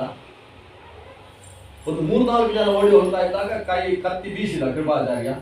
ಬೀಸಿದ ಕತ್ತಿಗೆ ತಲೆ ಉರುಳಿತು. ಅವರ ತಲೆ ಉಳಿಬೇಕಾದ್ರೆ ಇವಾಗ ಹೆದರಿಕೊಂಡು ಕೆಳಗೆ ಬಿದ್ದ. ಸ್ಮೃತಿ ತಪ್ಪು. ಕೆಲವೆಲ್ಲ ಇನ್ನೊಬ್ಬರು ಸಾಯುವಾಗ ಇವರಿಗೆ ಎದೆ ಹೊಡೆಯುವುದು ಅಂತ ಕೆಳಗೆ ಬಿದ್ದ. ಬಿದ್ದವರಿಗೆ ಸ್ವಲ್ಪ ಹೊತ್ತಾದ ಮೇಲೆ ಎಚ್ಚರ ಆಗಿದೆ. ತನ್ನ ಮೇಲೆ ಹೆಣದ ರಾಶಿ ಬೀಳ್ತಾ ಇದೆ. ಹಾಗೆ ಒಳಗಿಂದ ತೆವಳಿಕೊಂಡು ಹೋಗಿ ಎಲ್ಲಿಂದ ಹೊಡೆಯೋದಂತೆ. ಇವರೆಲ್ಲ ಸತ್ತು ಹೋಗಿದೆ, ಹೆಣ ಹೊಡಿ ಹೋಯಿತು ಅಂತ ಹೇಳಿ ಸುಮ್ಮನೆ ಬಿಟ್ಟರು. ಒಂದು ಪ್ರೇತ ಓಡಿ ಹೋಯಿತು ಅಂತ ಸುಮ್ಮನೆ ಬಿಟ್ಟರು. ಹಾಗೆ ಓಡಿ ಹೋದವ ಬೆಳಗ್ಗೆ ಕೋಳಿ ಕೂಗುವ ಹೊತ್ತಿಗೆ ದ್ರೌಪದಿ ದೇವಿಯಲ್ಲಿ ಬಂದು ಹೇಳ್ತಾರೆ. ಪಾರ್ವತಿ ದೇವಿ, ನಮ್ಮ ದ್ರೌಪದಿ ದೇವಿ ಮಾತ್ರ ಅಲ್ಲ, ಭೀಮಸೇನ ಅರ್ಜುನಾದಿಗಳಿಗೆಲ್ಲ ಬಂದು ಹೇಳ್ತಾನೆ. ಎಲ್ಲ ಶಿಬಿರದಲ್ಲಿದ್ದವರನ್ನು ಕತ್ತರಿಸಿದ್ರು. ಅಶ್ವತ್ಥಾಮಾಚಾರ್ಯರು ಕೈಯಲ್ಲಿ 5 ಮುಖಗಳನ್ನು, ಈ ದ್ರೌಪದಿ ದೇವಿಯ 5 ಜನ ಮಕ್ಕಳನ್ನು ಹಿಡ್ಕೊಂಡು ಹೋದದ್ದನ್ನು ನಾನು ಕಣ್ಣಾರೆ ಕಂಡೆ ಅಂತ ಬಂದು ಹೇಳ್ತಾನೆ. ಹೇಗಾಗಬೇಡ ದ್ರೌಪದಿ ದೇವಿಗೆ. ಆಕೆ ಕಣ್ಣಲ್ಲಿ ನೀರು ಸುರಿಸುವ ಸ್ಥಿತಿಯನ್ನು ನೋಡಿದಂತಹ ಭೀಮಸೇನ ಹೇಳ್ತಾನೆ, ಯೋಚಿಸಬೇಡ, ಆ ಗುರುಸುತನಿಗೆ ಏನು ಗತಿಯಾಗಬೇಕು ಅದನ್ನು ಮಾಡಿಯೇ ಬರುವುದು ನಾವು ಅಂತ ಅರ್ಜುನನ ಬೆನ್ನು ಹಿಡಿದು ಅವನನ್ನು ತಂದು ನಿನ್ನ ಪಾದಬುಲದಲ್ಲಿ ನಾವು ಬಿಸಾಡ್ತೇವೆ, ಅಲ್ಲಿಯ ತನಕ ನಿನ್ನ ಶೌಚಾದಿ ಕ್ರಿಯೆಯನ್ನು ಈಡೇರಿಸಬೇಡ ಅಂತ ಹೇಳಿ ಹೊರಡ್ತಾರೆ. ಹಾಗೆ ಹೊರಟಾಗ ಅರ್ಜುನನಿಗೆ ಸಾರಥಿಯಾಗಿ ಕೃಷ್ಣ ಈ ಕಡೆ ಅರ್ಜುನನ ನೋಡಿಕೊಂಡು ಆ ಕಡೆ ರಥ ಓಡಿಸಿದ್ದು. ಈ ಕಥೆ ಇಲ್ಲಿ ಬಂದದ್ದು. ಅಂದರೆ ಯುದ್ಧ ಮುಗಿದ ನಂತರ ಕೃಷ್ಣ ರಥದ ಚಾಟಿಯನ್ನು ಹಿಡ್ಕೊಂಡಿದ್ದಾನೆ. ಅರ್ಜುನನ ಕಡೆಗೆ ನೋಡಿಕೊಂಡು ರಥವನ್ನು ಓಡಿಸ್ತಾ ಇದ್ದಾನೆ.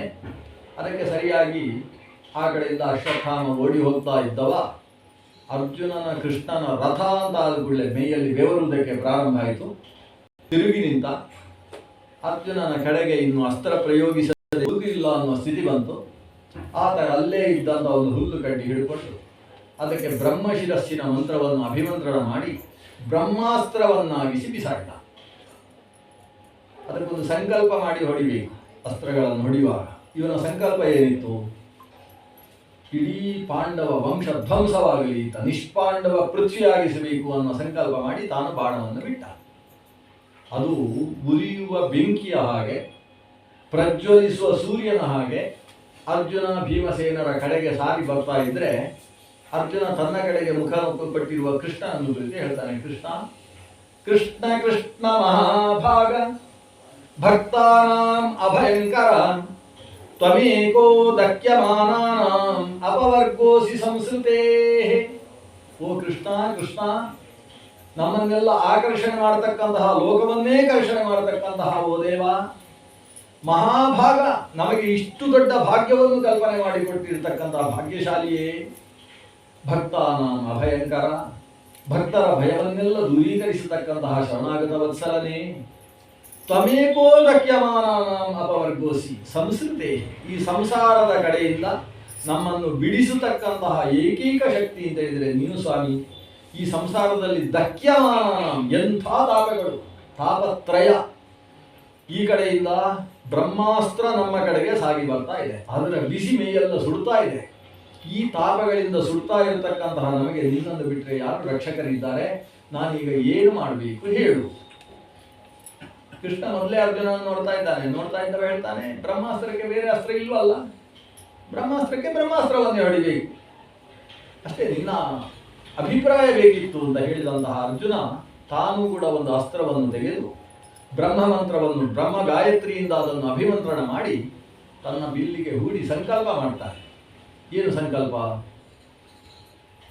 ವಸ್ತುತಃ ನಿಷ್ಪಾಂಡವ ಪೃಥ್ವಿಯಾಗಲಿ ಅಂತ ಅವ ಬಾಣ ಬಿಟ್ಟದ್ದು. ಇಲ್ಲಿ ಅಶ್ವತ್ಥಾಮ ಸಾಯಲಿ ಅಂತ ಬಾಣ ಬಿಡಬೇಕಿತ್ತ, ಅಥವಾ ಆ ಅಸ್ತ್ರ ಅದು ಪುಡಿಯಾಗಲಿ ಅಂತ. ಆದರೆ ಇವ ಆ ಸಂಕಲ್ಪ ಮಾಡಲಿಲ್ಲ. ಅವ ಹೇಳ್ತಾನೆ, ಸ್ವಸ್ತ್ಯಸ್ತು ದ್ರೋಣ ಪುತ್ರಾಯ ಭೂತೇಭ್ಯೋ ಮಖ್ಯಮೇವ ಚ. ಈ ಥರ ಸಂಕಲ್ಪ ಅದು. ನಾನು ಬಿಟ್ಟ ಬಾಣದಿಂದ ದ್ರೋಣಪುತ್ರ ಅಶ್ವತ್ಥಾಮ ಸಾಯುವುದು ಬೇಡ, ಯಾಕಂದ್ರೆ ಬ್ರಹ್ಮಹತ್ಯೆ ನನಗೆ ಬರದೇ ಇರಲಿ. ಸ್ವಸ್ತ್ಯಸ್ತು ದ್ರೋಣಪುತ್ರಾಯ. ಅಷ್ಟೇ ಅಲ್ಲ, ಬ್ರಹ್ಮಾಸ್ತ್ರದ ಮೇಲೆ ಬ್ರಹ್ಮಾಸ್ತ್ರ ಬಿಟ್ಟಾಗ ಲೋಕ ಎಲ್ಲವೂ ಕ್ಷಯ ಆಗ್ತದೆ ಎಂದುಂಟು. ಭೂತೇಭ್ಯ, ಲೋಕದಲ್ಲಿ ಯಾರಿಗೂ ತೊಂದರೆ ಆಗದೇ ಇರಲಿ. ಕೊನೆಯದಾಗಿ ನಮ್ಮ ವಂಶವನ್ನು ನಾಶ ಮಾಡುವುದಕ್ಕೆ ಬರ್ತಾ ಇದೆ ಅಲ್ಲ ಬಾಣ, ಅದರಿಂದ ನಮಗೆ ಘಾತಿಯಾಗದೇ ಇರಲಿ ಅಂತ 3 ಸಂಕಲ್ಪ ಮಾಡಿ ಬಾಣ ಬಿಟ್ಟ. ಎರಡೂ ಬಾಣಗಳು ಸೇರಿಕೊಂಡು ಅಂತಾದ್ರೆ ಲೋಕ ಕ್ಷಯ ಆಗಿರಬೇಕು. ಬ್ರಹ್ಮಾಸ್ತ್ರಗಳೆರಡು ಸೇರಿದರೆ 2 ಜನ ಆ ಅಣುಬಾಂಬ ಹಾಕಿದ ಹಾಗೆ, ಅಷ್ಟು ಶಕ್ತಿಯುತವಾದ ಅಸ್ತ್ರಗಳು. ಮಧ್ಯದಲ್ಲಿ ವೇದವ್ಯಾಸರು ಬರ್ತಾರೆ. ವೇದವ್ಯಾಸರು ಬಂದು ಹೀಗೆ ಕೈ ಹಿಡಿತಾರೆ. ವೇದವ್ಯಾಸರ ಎಂಬ ಅಗ್ನಿಯ ಮಧ್ಯದಲ್ಲಿ ಈ 2 ಅಗ್ನಿಗಳು ಕೂಡ ಅದು ಸೂರ್ಯನ ಮಧ್ಯದಲ್ಲಿ ಮಿಣುಕು ಹುಳದ ಹಾಗೆ ಆಗಿಹೋಯ್ತಂತೆ. ವೇದವ್ಯಾಸರು ಅಂದ್ರೆ ಅದು ವಿಜ್ಞಾನ ರೋಚಿ ಪರಿಪೂರಿತ ಅಂತರ್ಬಾಹ್ಯಾಂಡ ಕೋಶ. ಬ್ರಹ್ಮಾಂಡ ಕೋಶದ ಒಳಗೂ ಹೊರಗೂ ವಿಜ್ಞಾನ ರೋಚಿಸನ್ನು ಬೀರತಕ್ಕಂತಹ ಅದ್ಭುತ ಸೂರ್ಯ, ಅದು ವೇದವ್ಯಾಸ ಸೂರ್ಯ ಅಂತ. ಅವರ ಆ ಕಡೆ ಈ ಕಡೆ 2 ಅಸ್ತ್ರಗಳಿದ್ದಾವೆ. ವ್ಯಾಸರು ಈ ಅಶ್ವತ್ಥಾಮನನ್ನು ಕುರಿತು ಹೇಳ್ತಾರೆ, ನಿನ್ನ ಅಸ್ತ್ರವನ್ನು ಉಪಸಂಹಾರ ಮಾಡಿ. ಏನು ಮಕ್ಕಳಾಟ ಆಡ್ತಾ ಇದ್ದೀರಾ ನೀವು? 2 ಬ್ರಹ್ಮಾಸ್ತ್ರಗಳನ್ನು ಬಿಡುವುದು ಅಂದರೆ ಏನರ್ಥ? ಅರ್ಜುನನನ್ನು ಕುರಿತು ಹೇಳ್ತಾರೆ, ನಿನ್ನ ಅಸ್ತ್ರವನ್ನು ಉಪಸಂಹಾರ ಮಾಡು. ಅರ್ಜುನ ಕೃಷ್ಣನ ಮಗ ನೋಡ್ತಾನೆ. ವೇದವ್ಯಾಸರು ಹೇಳಿಬಿಟ್ಟಿದ್ದರೆ ವೇದವ್ಯಾಸರು ಹೇಳಿದ್ರೆ ತೆಗಿಬೇಕು. ನಾನು ಬಿಟ್ಟದ್ದು ಕೃಷ್ಣನನ್ನು ನೋಡಿ, ಅದನ್ನ ಕೃಷ್ಣ ಹೇಳಿದ್ರೆ ತೆಗೆಯುವುದು ಅಂತ. ಕೃಷ್ಣ ಹಾ ಅಂತ ಹೇಳ್ತಾರೆ. ಯಾಕಂದ್ರೆ ವೇದವ್ಯಾಸರು ಹೇಳಿದ ಮೇಲೆ ನಂತೀವಿ, ಅದು ಒಂದು ಕೃಷ್ಣ, ಇದೊಂದು ಕೃಷ್ಣ, ಅದು ವಾಸಿಷ್ಠ ಕೃಷ್ಣ, ಇದು ಯಾದವ ಕೃಷ್ಣ, ತೆಗಿ. ಅರ್ಜುನ ತಾನು ಕಣ್ಣು ಮುಚ್ಚಿ ಯಾವ ಮಂತ್ರದಿಂದ ಆ ಬಾಣವನ್ನು ಪ್ರಯೋಗಿಸಿದ್ದ ಅದೇ ಬ್ರಹ್ಮಗಾಯತ್ರಿ ಮಂತ್ರವನ್ನು ಉಪಸಂಹಾರ ಕ್ರಮದಲ್ಲಿ, ಅಂದರೆ ಆ ಕಡೆಯಿಂದ ಈ ಕಡೆಗೆ ತುಂಬ ಕಷ್ಟ ಇದು. ಏಕಾಗ್ರತೆ ಇದ್ದರೆ ಮಾತ್ರ ಉಪಸಂಹಾರ ಮಾಡುವುದಕ್ಕೆ ಸಾಧ್ಯ ಆಗ್ತದೆ. ಉಪಸಂಹಾರ ಕ್ರಮದಿಂದ ಮಂತ್ರವನ್ನು ಉಚ್ಚರಿಸ್ತಾ ಆ ಅಸ್ತ್ರವನ್ನು ತಾನು ಪ್ರತಿಸಂಹಾರ ಮಾಡಿಕೊಂಡ. ಆ ಕಡೆಯಿಂದ ಅಶ್ವತ್ಥಾಮ ಪ್ರಯತ್ನ ಮಾಡ್ತಾನೆ, ಆಗುವುದಿಲ್ಲ ಅವನಿಗೆ, ಮಂತ್ರವೇ ನೆನಪಾಗುವುದಿಲ್ಲ. ಉಪಸಂಹಾರಕ್ಕೆ ಬೇಕಾದ ಏಕಾಗ್ರತೆ ಆತನಲ್ಲಿ ಇರಲಿಲ್ಲ. ಅವನು ಕೃಷ್ಣನಿಗೆ ಬೈಲಿಕ್ಕೆ ಶುರು ಮಾಡ್ತಾನೆ, ನಾನು ಉಪಸಂಹಾರ ಮಾಡೋಲ್ಲ ಅಂತ ಹೇಳಿದ. ಮಾಡೋಲ್ಲ ಅಂತ ಹೇಳಿದಾಗ ವೇದವ್ಯಾಸರು ಹೇಳಿದ್ರು, ಮಾಡೋಲ್ಲ ಅಂದ್ರೆ ಏನು? ಬಾಯಿಯಲ್ಲಿ ಹೇಳು, ಮಾಡ್ಲಿಕ್ಕೆ ಆಗೋಲ್ಲ, ಮಾಡ್ತೇನೆ ನಾನು, ಮಾಡ್ಲಿಕ್ಕೆ ಆಗ್ತಾ ಇಲ್ಲ ಅಂತ ಹೇಳು. ಅರ್ಜುನ ಆದ್ರೂ ಉಪಸಂಹಾರ ಮಾಡ್ತಾನೆ. ಆಗ ಇವರಿಗೆ ಏನೇನೋ ಬೈಬೇಕು ಅಂತ ಅನಿಸುತ್ತೆ. ಆದರೆ ವೇದವ್ಯಾಸರ ಮುಂದೆ ತೆಪ್ಪಗಿದೆ ಅಶ್ವತ್ಥ. ತೆಪ್ಪಗಿದ್ದು ಪಂಚ ಪಾಂಡವರಿಂದ ಉಪಸಂಹಾರ ಮಾಡಿದ್ದೇನೆ ಅಂತ ಹೇಳ್ತಾರೆ. ಆಗ ಕೃಷ್ಣ ಶುರು ಮಾಡಿದ, ಅದೇನು ಪಂಚ ಅಂತ ಯಾಕೆ ಸೇರಿದ್ದು? ಪಾಂಡವರಿಂದ ಅಂತ ಹೇಳು. ಪಂಚ ಅಂತ ಹೇಳಿದ್ರೆ 6ನೇದು ಯಾರು? ಆ ಗರ್ಭದಲ್ಲಿ ಇರತಕ್ಕಂತಹ ಕೊನೆಯ ಕುಡಿಯನ್ನು ಕುರಿತು ಮಾಡ್ತಾ ಇದೆಯಾ ನೀನು? ಪ್ರಯೋಗಿಸಿದ್ದು ಸಮಗ್ರ ಪಾಂಡವಂಶ ಭೂಮಿಯಲ್ಲಿ ಇರಬೇಡ ಅಂತಲ್ವ ಪ್ರಯೋಗಿಸಿದ್ದು. ಈಗ 5 ಪಾಂಡವರಿಂದ ತೆಗಿತೇನೆ ಅಂದ್ರೆ ಅರ್ಥ ಏನು? ಕೊನೆಗೆ ಅದಕ್ಕೆ ಬಿಡ್ತೇನೆ ಅಂತ ಅಲ್ವ. ಅದರಿಂದ ಅದೆಲ್ಲ ಇಲ್ಲ, ಸರಿಯಾಗಿ ಉಪಸಂಹಾರ ಮಾಡಿ. ಇಷ್ಟಾದಾಗ ಅಶ್ವತ್ಥಾಮನ ಸಿಟ್ಟು ನೆತ್ತಿಗೆ. ಅವನು ಕೃಷ್ಣನನ್ನು ಹೀಗೆ ಕೈ ಹಿಡಿದು ಏಕವಚನದಲ್ಲಿ ಬೈಯುವುದಕ್ಕೆ ಶುರು ಮಾಡಿದ. ಎಲ್ಲ ನಿನ್ನಿಂದಲೇ ಆದದ್ದು ಅಂತ ಶುರು ಮಾಡಿದ. ಈ ದುರ್ಯೋಧನನಿಂದ ಯುದ್ಧ ಆದದ್ದಲ್ಲ, ಕೃಷ್ಣನಿಂದ ಯುದ್ಧ ಆದ. ಇಷ್ಟು ಜನ ಸಾಯುವುದಕ್ಕೆ ಕಾರಣ ಇವನು ಸಾಯಿಸುವುದಕ್ಕೋಸ್ಕರವೇ ಹುಟ್ಟಿರ್ತಕ್ಕಂಥ ಕೊಲೆಗಡುಕ ಅಂತ ಶುರು ಮಾಡಿದ. ಯಾಕಂದ್ರೆ ಇವನಿಗೆ ಯುದ್ಧ ನಿಲ್ಲಿಸುವುದಕ್ಕೆ ಸಾಧ್ಯ ಇರಲಿಲ್ಲ, ಎಲ್ಲ ಮಾಡ್ಬೋದಿತ್ತು. ಆದರೆ ಪಾಂಡವರನ್ನು ಎತ್ತಿ ಕಟ್ಟಿ ಅವರ ರಥದಲ್ಲಿ ತಾನೇ ಕೂತ್ಕೊಂಡು ಅವರಿಗೆ ಹೊಡಿ, ಇವನಿಗೆ ಹೊಡಿ, ರಥದಿಂದ ಕೆಳಗಿಳಿದ ಕರ್ಣನಿಗೆ ಹೊಡಿ, ಅವರಿಗೆ ಆ ಕಡೆ ಶಿಖಂಡಿಯನ್ನು ಮುಂದಿಟ್ಟುಕೊಂಡು ದ್ರೋಣ ಭೀಷ್ಮರಿಗೆ ಹೊಡಿ, ಎಲ್ಲ ವ್ಯವಸ್ಥೆ ಮಾಡಿರುವುದು ಈ ಕೃಷ್ಣ. ಕೃಷ್ಣನದ್ದೇ ಕರಾಮತ್ತು, ಯುದ್ಧಕ್ಕೆ ಮೂಲ ಕಾರಣನೇ ಇವ ಅಂತ. ಕೃಷ್ಣನಿಗೆ ನಗು ಬರ್ತಾ ಇದೆ, ಇಷ್ಟು ಸತ್ಯ ಗೊತ್ತಾಗಿದೆ ಅಲ್ಲ ಇವನಿಗೆ. ಇಡೀ ಭೂಭಾರ ಹರಣಕ್ಕೋಸ್ಕರ ಆವಿರ್ಭವಿಸಿದವ ನಾನು, ಮಾಡಿದ್ದೆಲ್ಲ ಯುದ್ಧ, ಧರ್ಮ ಯುದ್ಧ, ಅದು ಅರ್ಥ ಆಗೋಗಿದೆ ಅಲ್ವ ಇವನಿಗೆ. ಆದರೆ ಒಂದೇ ಒಂದು ಮಾಡ್ತಾನೆ, ಎಲ್ಲ ಅಧರ್ಮ ಮಾಡಿದ ಅಂತ ಬೈತಾ ಇದ್ದಾರೆ. ಇಷ್ಟೇ ಒಂದು ಸಮಸ್ಯೆ. ಆದರೆ ಕೃಷ್ಣ ನಕ್ಕವ, ಹುಬ್ಬುಗಂಟಿಕ್ಕಿಲ್ಲ. ಅಶ್ವತ್ಥಾಮ ಬಾಣವನ್ನು ಎಲ್ಲ ಕಡೆಯಿಂದ ಉಪಸಂಹಾರ ಮಾಡು ಅಂದರೆ ನೀನು ಕೇಳ್ತಾ ಇಲ್ಲ, ನನ್ನನ್ನು ಬೈತಾ ಇದ್ದೆ. ಯುದ್ಧಕ್ಕೆ ನಾನು ಕಾರಣ ಅಂತ ನನ್ನ ಮೇಲೆ ಆಕ್ಷೇಪ ಮಾಡ್ತಾ ಇದ್ದಿ, ನೀನೇ